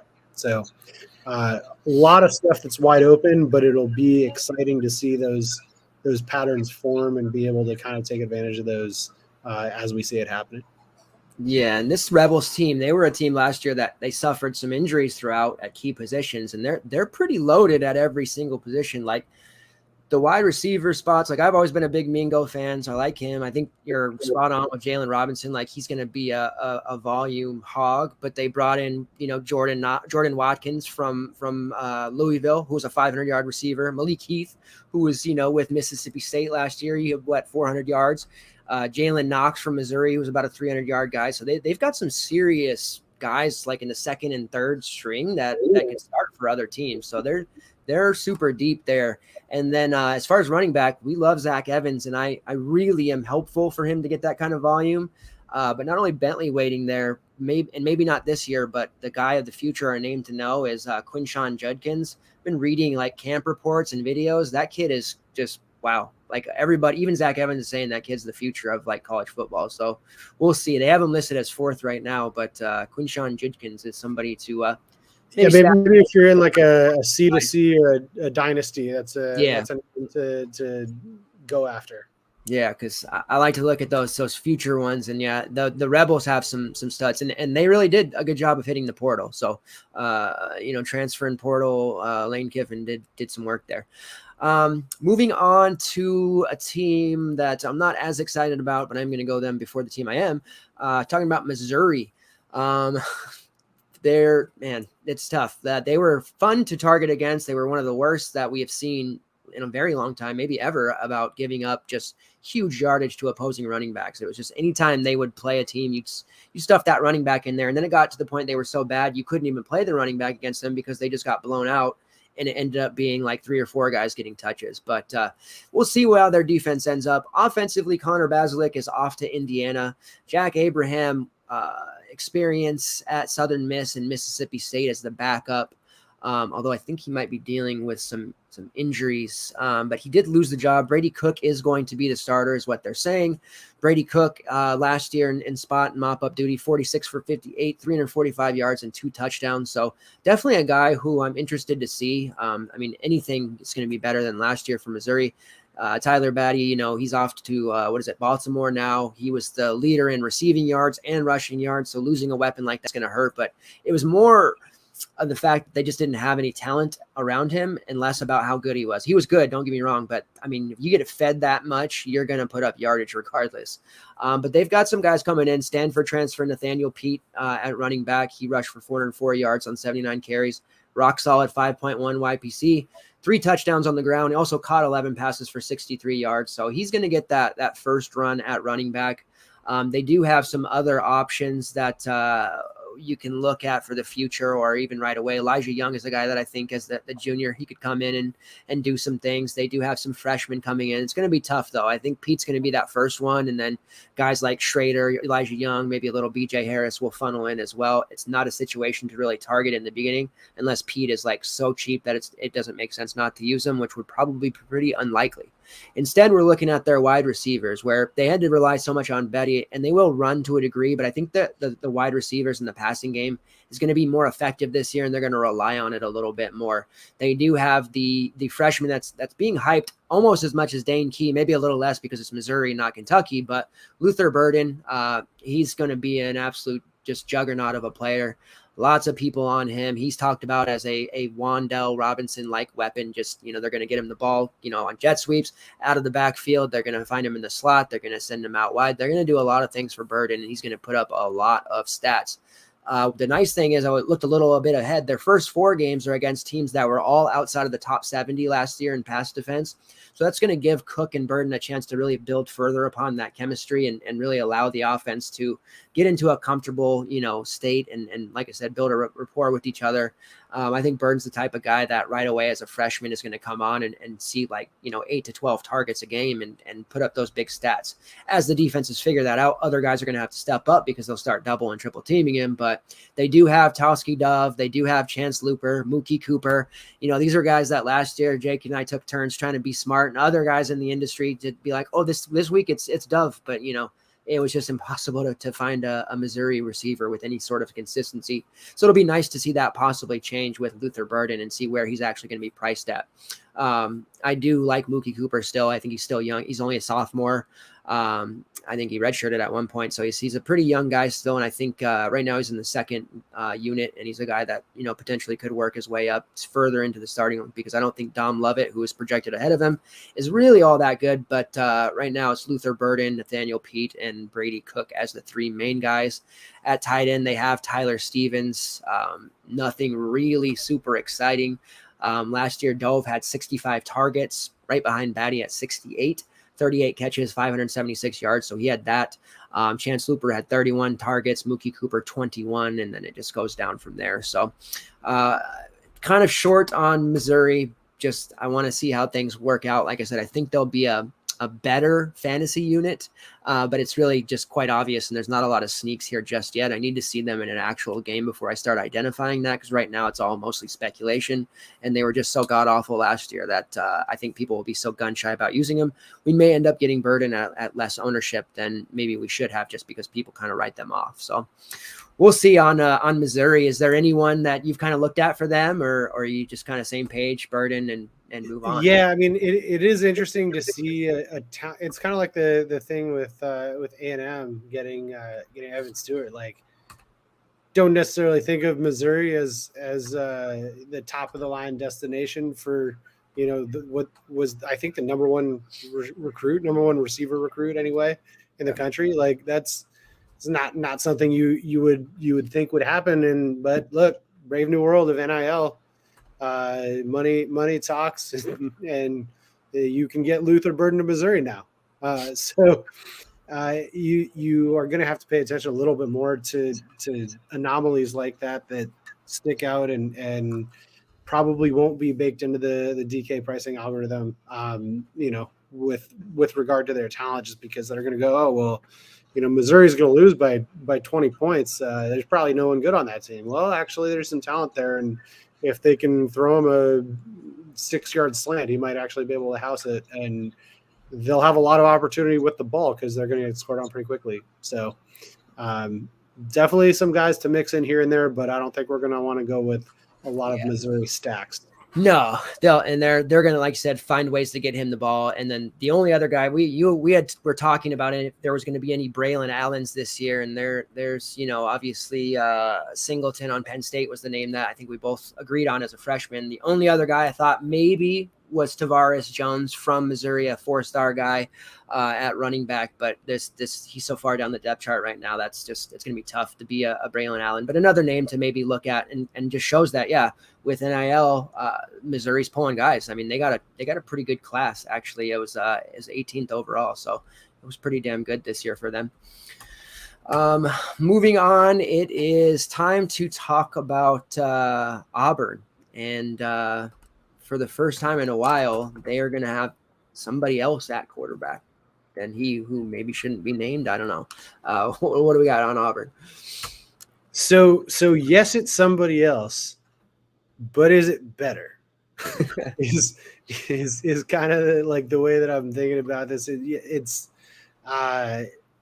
I think it's probably Zach Calzada. Like, is that officially official that it's going to be Calzada at QB1 for Auburn?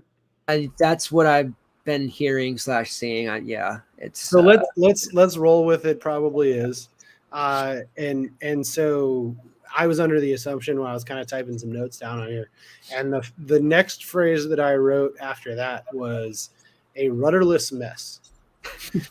There's not going to be a lot of direction in this Auburn offense. There's not going to be a good team.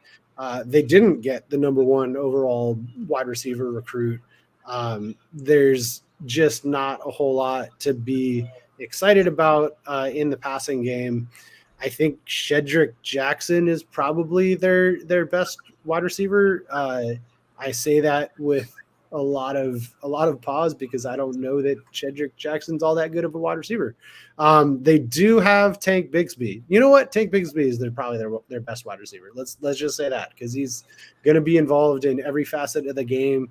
And if there's one guy that we're going to be interested in from a DFS perspective on Auburn in the right situations, it's going to be Tank Bigsby. He's just going to have so much volume in both the rushing game and the receiving game. I think, new quarterback, you never know quite how it's going to shake out, but there's just no way for them to not get him involved. And frankly, they owe it to him. I have no idea why he stayed there. He's got so much talent, and the surrounding level of effort and talent just doesn't match up with his. That they, if he wants 35 touches a game, they should give it to him, and there's not much opportunity cost in doing so. So if Tank Bigsby is ever below 7K and not facing Georgia, you probably are going to want to play Tank Bigsby. Okay, and real quick, I hate to interrupt you, but it looks like Calzada is actually recently, it's like this morning, not looking like the starter. It looks like it's going to be TJ Finley. Oh yeah, that's even worse. Yeah, that's even worse. Yeah, and that's I was hoping for Calzada as maybe he generates that once in a lifetime year that comes out of nowhere because there is actually some arm talent there. He's just not consistent. Yeah. And maybe they realize that TJ Finley is terrible 3 games into the season and ends up being Calzada. But we were, I think on Prize Picks later in the year at some point, the Prize Picks on completions for TJ Finley was like 9, and we were like, you know what, we should probably still go under. That's how bad this passing game is, and if they're going to go back to TJ Finley, it's not going to get any better, which means maybe there's some talented receivers that I don't know about yet, some buried somewhere on the depth chart, and we're just not going to find out because they're not going to have passes thrown anywhere near them, right? So it's an unexciting team to talk about. It's an unexciting pass catching group to talk about. They do have some elite names at tight end. John Samuel Shanker is like the most SEC tight end name possible. And Luke Deal is going to be in the mix there too. But nobody is going to put up volume or numbers at any of these pass catching positions because there's really nobody to throw him the ball. And apparently the one guy that might've had a shot to do that's not going to play quarterback. So I'm short Auburn is the best way to say that. This is feels like when we're going down a slate and there's like a Northwestern game where there's like a 35.5 spread and a 40 over under. And we're like, yeah, we could probably move on to the next one. Yeah. It's about where I'm at with Auburn. Yeah. And looking at the social medias and the tweets about TJ Finley possibly starting, the Auburn fans are not happy. They're very upset and lots of talk of Coach Fisher being unable to develop QBs because everyone does want Calzada, it sounds like. So it's going to be tough. There might be a hot seat that gets hotter as the year goes on for Coach Fisher there because Well, yeah, that Calzada just, I guess, is no good when he was with Fisher, and he's no good when he's at Auburn. So there's some really, really, I just tweets I can't even read them because they're so bad. But wow, I'm just tripping out here. Names for returning guys. There's somebody deep to look at.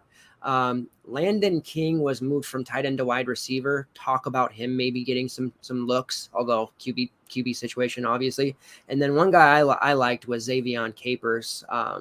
Real tall guy, very fast. Only caught like 5 passes last year, but really just throwing darts out there of names to maybe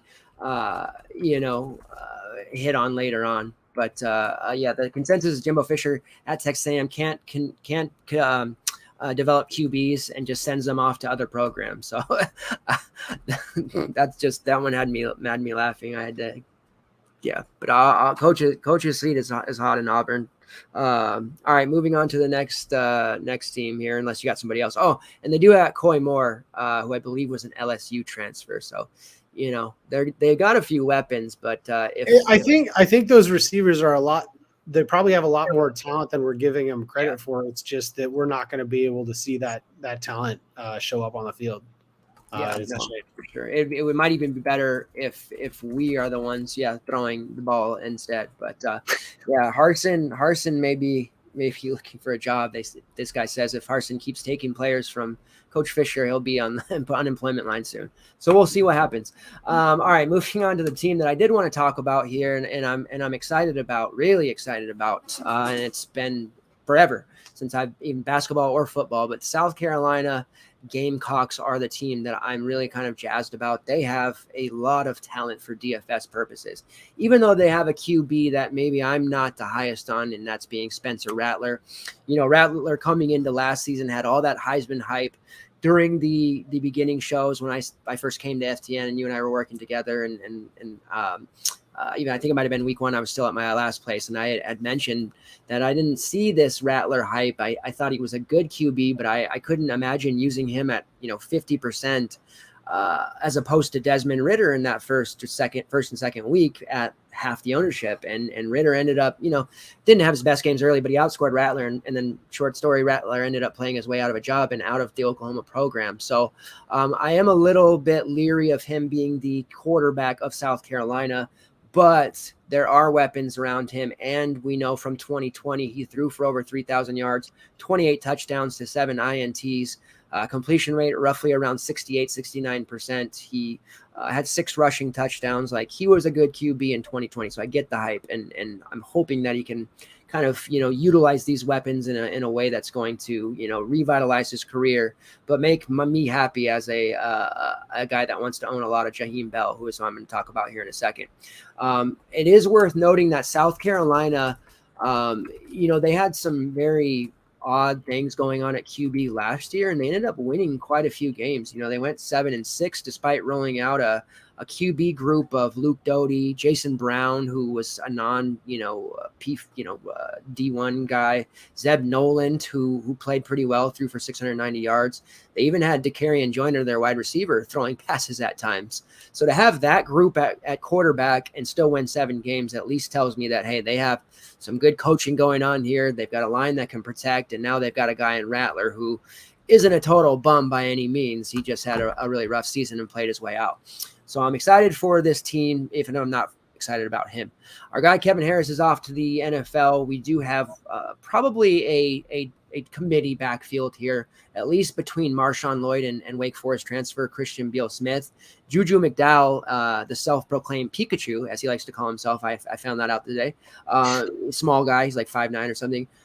He'll factor in as well, even if it's not like, getting regular carries, but he's a fast guy. They may work him out in, returns. They're going to put him in positions to get the ball, but it's going to be like a 5 to 8 carry type of guy. And he'll be one where he scores. It'll be a game where he scores a long touchdown and people are like, oh, why didn't I play him? Well, he only gets 3 to 5 carries a game. That's why he didn't play him. But Marshawn Lloyd, 228 yards last year on 64 carries, YPC of 3.6. Not great. Only 1 touchdown. He's banged up a lot. A lot of people excited about him. I think he's going to end up being the RB1 to start, but it'll be like an RB1A with Wake Forest transfer Christian Beal-Smith being that RB1B. And there might be games where he skipped the first carries, first series. He did rush for over 1,800 yards at Wake Forest and 14 touchdowns. Last year at Wake, it got lost in the shuffle. They had like a 4 running back committee at times, and he just didn't have the season that I expected from him. So, coming over to South Carolina, I think he'll kind of revitalize himself a little bit and be more of a factor, especially maybe catching passes this go around. Wide receiver and tight end, though, that's where I'm really going to be looking to get paid on these guys. I'll start at tight end. Jaheim Bell is the one that I mentioned that I was a little more excited about than Brock Bowers, and not necessarily just like as a talent or a prospect, but just because the DFS opportunities are going to be there for Bell a lot more than Bowers. He's not sharing that tight end pool with a whole bunch of other guys. Austin Stogner, I believe, is there. Nate Adkins. These are a couple of transfer names that people might recognize from various spots, Oklahoma, whatever. And they'll get touches, but this is Bell's tight end spot. He's a legit NFL prospect. He has been tearing it up in camp. He had a pretty solid season last year, 30 catches on 488 yards, 5 touchdowns. His target share, 41 targets, 30 catches, a catch rate of almost 75%. Played in every single game, a very solid blocker. So he can, the quickest way to see tight ends end up not playing is if they don't block. He can do that when asked. They might run him out of the slot at times. He's going to have a target share well over 80 this year. I'm really excited about him, and I think he's going to be one of the best tight end options in all of DFS. So that's the name to know initially. They do also have at wide receiver Josh Vann returning. Led the team with 71 targets last year, 43 catches on 5 touchdowns, 678 yards, very solid line. But they brought in some pretty legit weapons as well. Corey Rucker from Arkansas State, 101 targets last year, 60 catches, 837 yards, and 9 touchdowns. And Rucker, he had kind of some hit or miss, games in a season or two there at Arkansas State. I don't even know if I don't know if that year, last year, as good as that stat line was, is actually his ceiling. I think he is capable of much more. They also bring in Antoine Wells, or as we'll affectionately be calling him, Juice. That's his nickname. Set a ton of records at James Madison, and the ones he didn't break, he tied. All the receiving records belong to him, or he's tied. 83 catches for over 1,200 yards and 15 touchdowns just in monster season at JMU. Now, I know it's JMU, but still, it's eye-popping numbers to see that at any level of football, regardless of D1, D2, community college, whatever. So I'm excited about him. I think Rucker is going to be a phenomenal player, and then Van's just that really reliable guy that you can throw the ball to, and he's going to typically catch it if you make a good throw. So they have 4 really legit pass catchers in this group that are going to do damage, and then you can look at and say, Xavier Leggett, who I didn't even talk about, was probably going to be the starter at the Z receiver, and then DeCarrion Joyner, who they used, like I said, partly at quarterback. They had him, running the ball, throwing it. They've got all these versatile weapons that they're going to be able to use, and they're pretty stacked up. They also have a transfer in Armarian Brown, who is a guy who, not necessarily like a big name target or anything like that, but he's a very fast kid.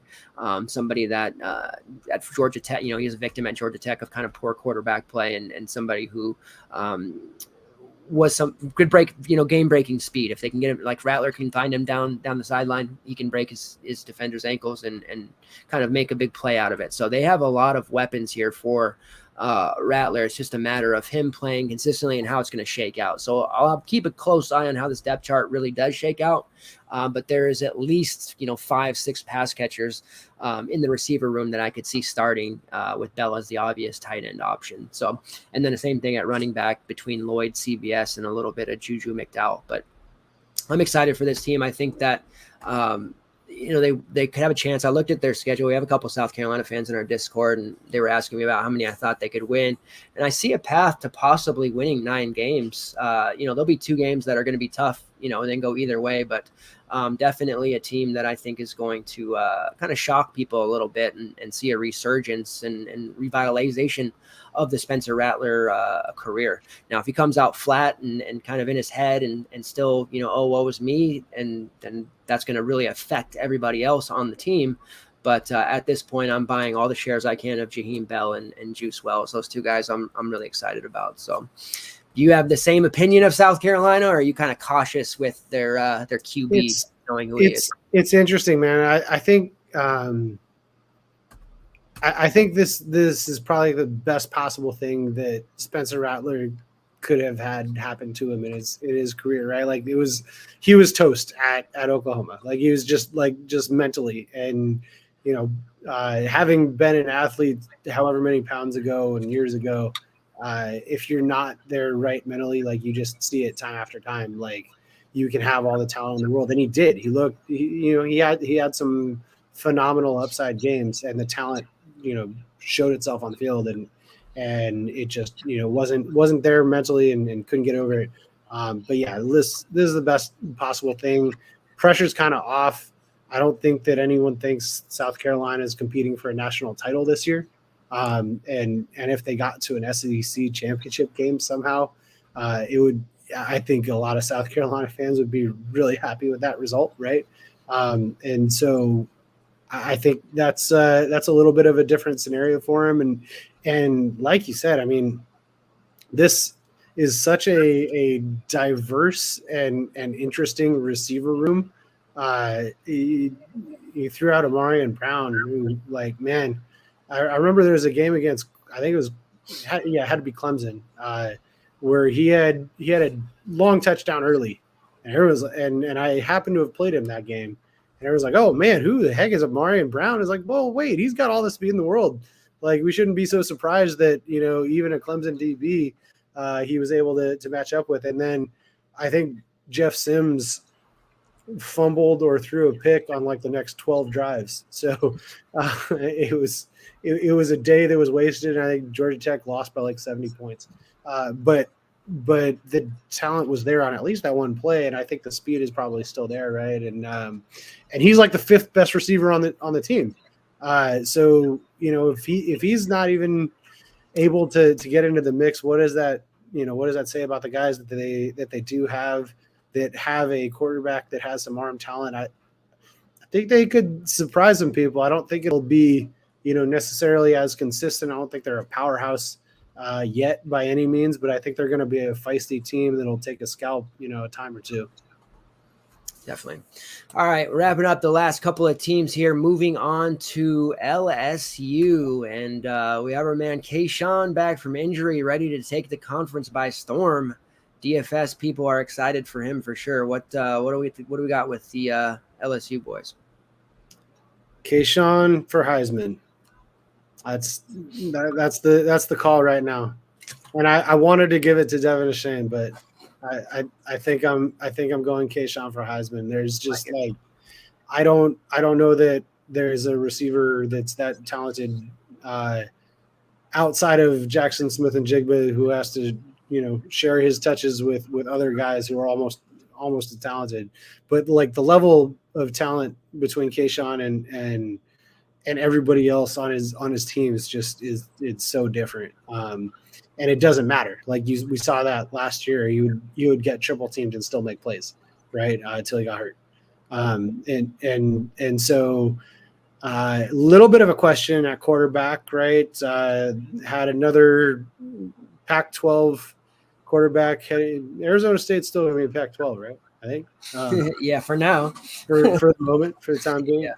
Jaden Daniels. It's my guy.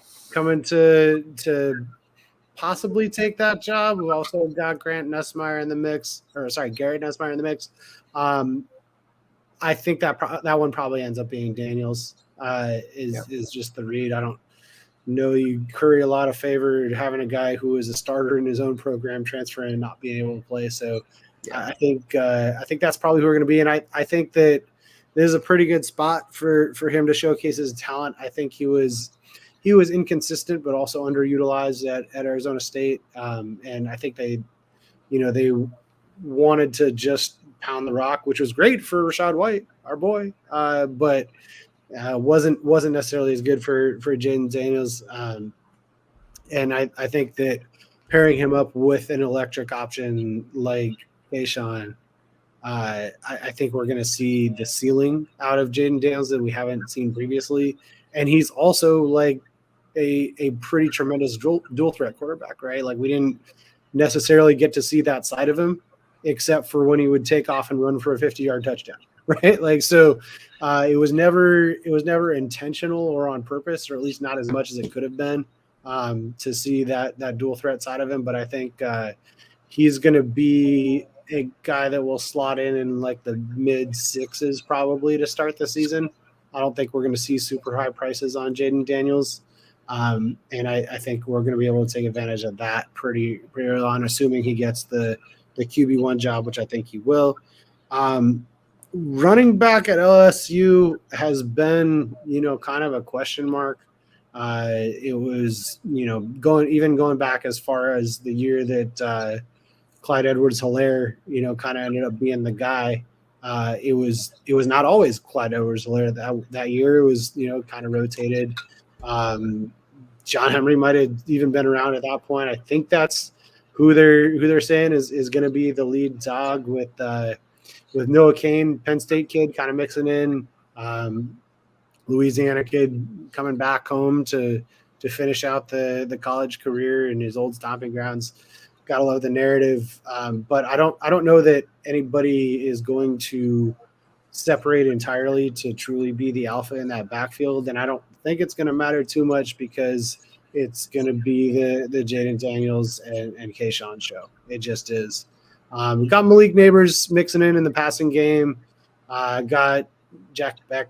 I guess probably will get some red zone appeal at times, but if there's a takeaway from this LSU program, that's not going to be very good this year. They're not going to win a lot of games.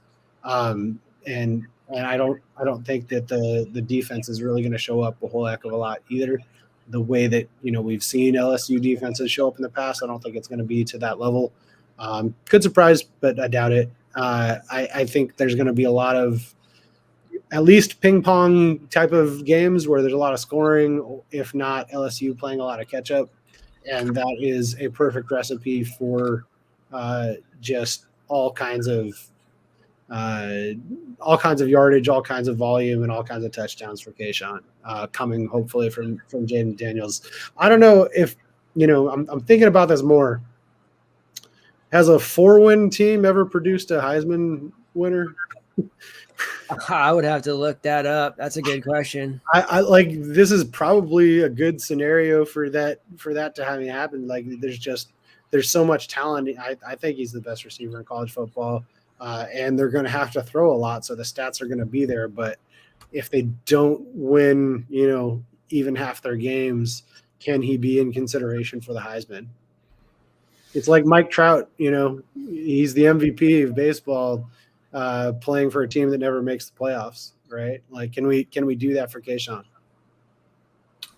Yeah, that's tough, man. Because at least Jaden Daniels isn't a total scrub. I know people don't look at him as a very good passer because last year he threw 10 and 10, but he didn't have a very good receiver group. He didn't have anyone like Kayshawn Butte in his receiver room. And who does? Yeah, for sure.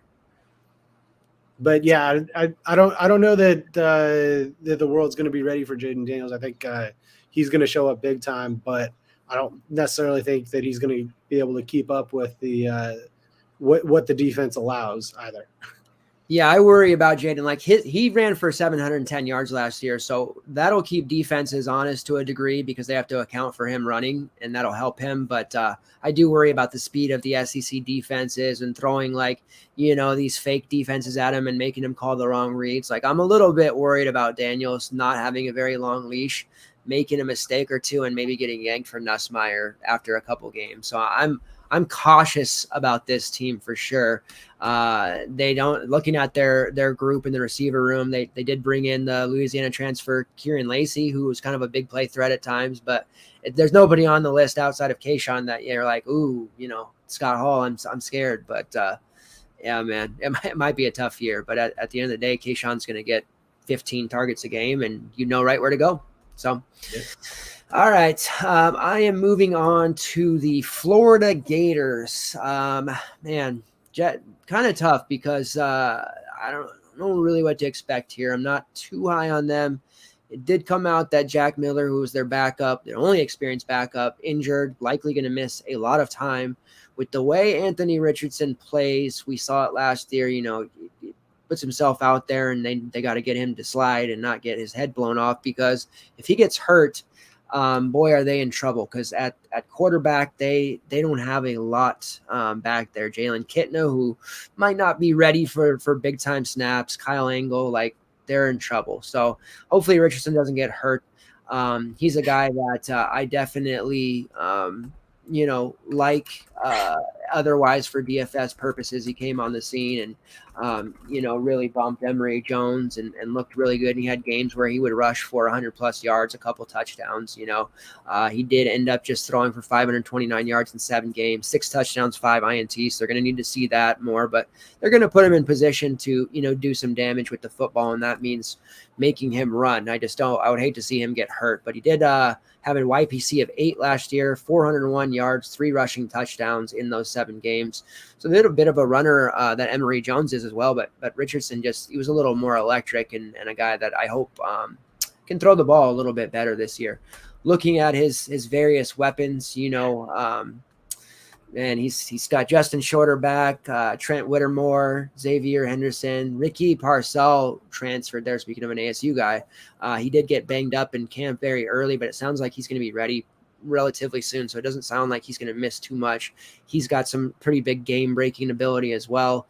Running backs though, is where I'm looking at this team, besides maybe some naked Anthony Richard shares, Montrell Johnson is definitely going to be the RB1, and Montrell put up some nice numbers last year, 838 yards on 162 carries, right around 5.2 YPC, 12 touchdowns, and that was in a 3-headed committee where Louisiana gave carries to a bunch of their guys, right? And he was never a bell cow. There'd be games where, he would get the bulk of the carries because he was hot, but most of the time it would be a rotation of series between, him and literally 3 other guys, Chris Smith, Amani Bailey, both Smith and Bailey both had 8 touchdowns, and they were right around 600 to 800 yards. We saw Levi Lewis, this QB run for over 300 yards. So now that we're putting him in a situation where he's going to be kind of maybe a little bell cow-esque, I'm really excited and think that he could put up a solid number. I know Naquan Wright and maybe Lorenzo Lingard a little bit, but Naquan Wright will be the main backup and get some work as well. But Montrell Johnson is only a sophomore,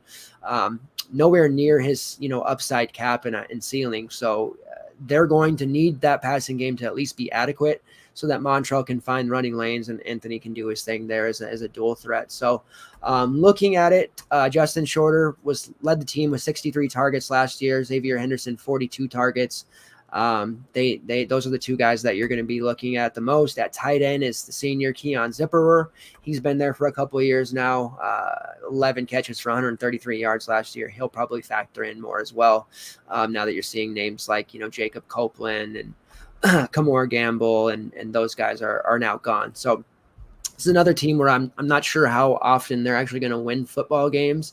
That receiver group, nothing on it really makes me that excited, except possibly Ricky Parcell if he can take that next step forward. But he was kind of inconsistent for a year or two at the Pac-12 level, and then he really took off last year. So now you're asking him to go to a harder conference, tougher defense, and do even more. And his first 2 years, he barely eclipsed 100 yards combined, 48 for 580 and 4 touchdowns last year. So it's not like I think he's going to be some sort of savior.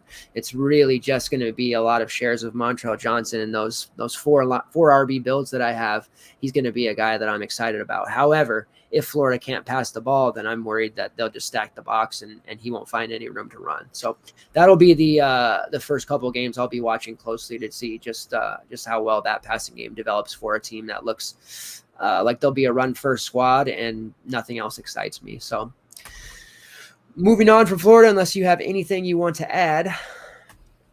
Yeah, kind of similarly. AR is kind of like KJ Jefferson. Like that's the piece that you want, and then maybe mix somebody else in, but AR is the guy. Yeah. All right. So moving on to the last team on your side, Mississippi State, the passing squad. What do we got here? Yeah.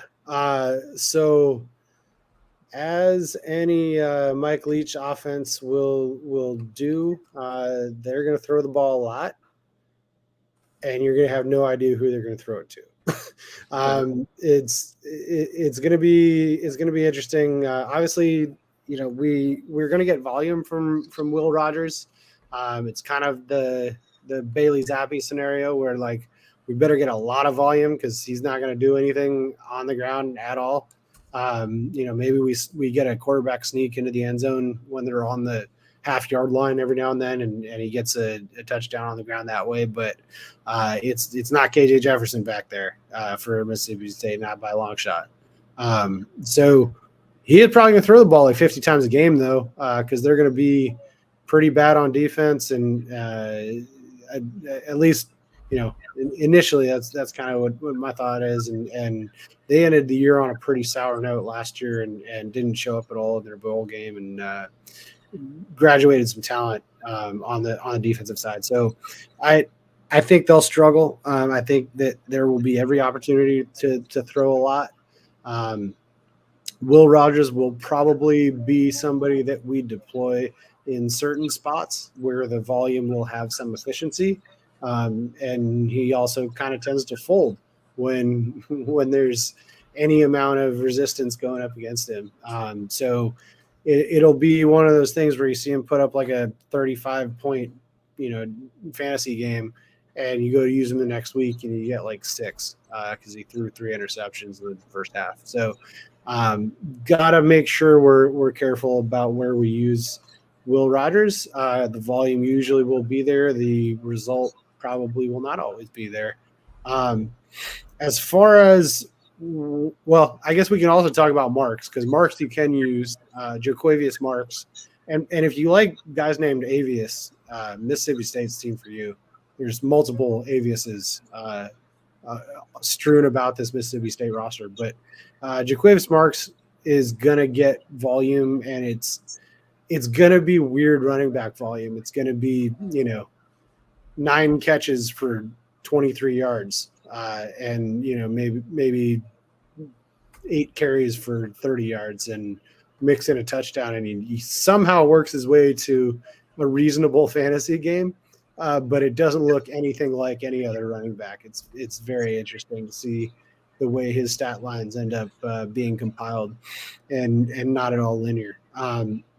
He should have, the bulk of the running work, what little running work there is to go around, and the running, or the passing game work that goes to the running back should be split between him and Dylan Johnson. Probably more of the lion's share of that is going to go to Marks.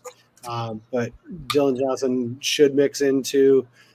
Don't always get excited about Dylan Johnson just because, you're not going to get enough volume for it to really be solid, and he's not really the type to break like a 60-yarder or anything like that. It's not really what that offense is built to do anyway. Catravion Hargrove, I'm reading things about and might flash a little bit, but I think it's really going to be, at least for this year anyway, just Marks and Dylan, unless we see substantial injuries kind of knocking away at the depth chart. Wide receiver room, whack-a-mole. That's it. They don't use a tight end, so I can't really cover the tight end position. And so Jameer Calvin, Austin Williams, to a certain extent, Ladiatrick Griffin, Jaden Wally's been a name that's done okay. Rara Thomas, Caleb Duck, like there's 25 receivers at Mississippi State, it seems like, and they kind of work in shifts, so it's not like you're going to get 85-90% snap shares out of the starters. It's kind of just whoever happens to be hot on the drive where they're completing passes, that's who's going to get the volume. And it's a very difficult passing game to predict who's going to spike every single time. Puts almost everyone besides Rogers and Marks in GPP only territory for me. Maybe you've had a different experience, but that's kind of the way it's gone for me. Also want to give a shout out to Scooby Ford. We can add him to the all-name team down there at the bottom of the depth chart with Squirrel White from Tennessee. Yeah. But we're going to see all these receivers at some point, and your guess is as good as mine as to which receiver is going to do what. Unless maybe you've cracked the code. You tell me. Well, it's tough, right? Because, Mekhi Polk is off to the NFL. He's been killing it in the preseason by 144 targets. So that's a ton of targets to be available. And it does look like it's going to be eaten up by, Calvin and Austin Williams and Rah. They have plenty on the outside with and Jaden Wally. They are on the slot. Sorry, they need somebody to emerge on the outside. And one guy that I am kind of digging, and it could take him some time, is Jordan Mosley. And he's not a well-known guy. He's a top 50 receiver like 2 years ago coming out. Played for Northwestern. Very little of a factor, but did transfer. Has 4 years of eligibility. That he is a guy that Rodgers apparently has built somewhat of a bond or relationship with that could turn into something. It could not turn into anything. But he is a guy that has a lot of speed, and they do like. And right now it looks like he figures to be on that second group of receivers. So Jordan Mosley is somebody to possibly look at if he can emerge as like a Mekhi Polk type of guy on the outside. Maybe he's fantasy relevant, but that'll take some time. So I'm definitely, in the dark otherwise, besides, the obvious Austin Williams, Jameer Calvin, maybe Rah group.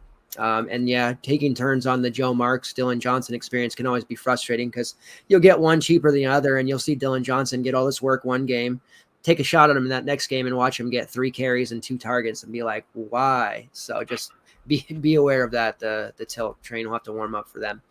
All right, the last team we're going to talk about, and then we'll get to some quick SEC game predictions, and then we'll head out. I know we're running almost over time.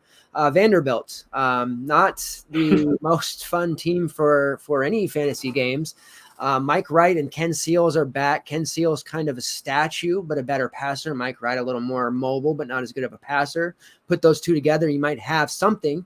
I do think Ken Seals will probably get the start initially. Seals, we had a game or two last year where we could play him because he was like min price for a QB, and it was like the dude can do enough on the ground to throw some touchdowns and make it viable. But otherwise, he's not really anyone we're looking at. We do have Ramon Davis there at running back and Rocco Griffin. Those are two guys who are definitely good. Ramon, when healthy, has been a really good back. His freshman season at Temple, before he transferred over, he was like a really main DFS staple for me. He had 936 yards his freshman season at Temple, 8 touchdowns, contributed in the passing game, and then he dealt with some injuries, transferred over, and he couldn't get healthy last year, and they shut him down. So my hope is that he can really get healthy. He only had 3 games last year. For Vandy, he had over 200 yards, though, 5 catches for 27 yards. He's the type of guy that will get a lot of work in both, and he'll be like a PPR type of guy as well. Maybe catch 3 to 5 passes in a game. They won't be going for a lot of yardage, 20 to 25 yards, but then, rack up 80 to 100 on the ground. So I do like him. It's going to depend on if Vanderbilt can, find some guys in the passing game to develop. Now, they did have some fantasy relevant players last year, as bad as they were, with Chris Pierce, who is out of eligibility, Cam Johnson, who I believe is with ASU now. And they do return Will Shepherd, who has their best guy, had 83 targets last year, 43 catches, 577 yards, 4 touchdowns. So there is 92 targets from Chris Pierce to fill and 55 from Cam Johnson. Their WR4 last year was Devin Bodie Jr. He had 45 targets, 30 catches for 271 yards and a touchdown. So theoretically, he's the guy as a redshirt fresh or junior that will step in. Him and Shepard are kind of the 2 guys that I expect. They do have some really talented freshmen coming in. Jaden McGowan is a guy that people think he's really fast, somebody who is going to be a factor eventually. And this year he's not going to redshirt. He'll either be in the return game as kind of their fastest guy and get some touches. And then Davion Walker is a guy that they think he was the receiver for 5 A-state champs in Georgia. He's going to end up probably taking a red shirt, but they're going to play him a couple of games to see how he does. So they're kind of trying different guys out for that WR3 spot. The other player is a sophomore, Quincy Skinner. He didn't catch a pass in 8 games last year, so it doesn't really inspire confidence, but he is a 4-star recruit coming out of high school 2 years ago, and the guy that is also in the mix for that WR3. I think Will Shepherd is probably your best bet if you want a pass catcher out of this group. He played with Ken Seals and Mike Wright and had the type of stat line that, is impressive for anyone that played with that group. And he was targeted 83 times. So I do think he's valuable. Most of the Vandy guys were all priced under 4.5K.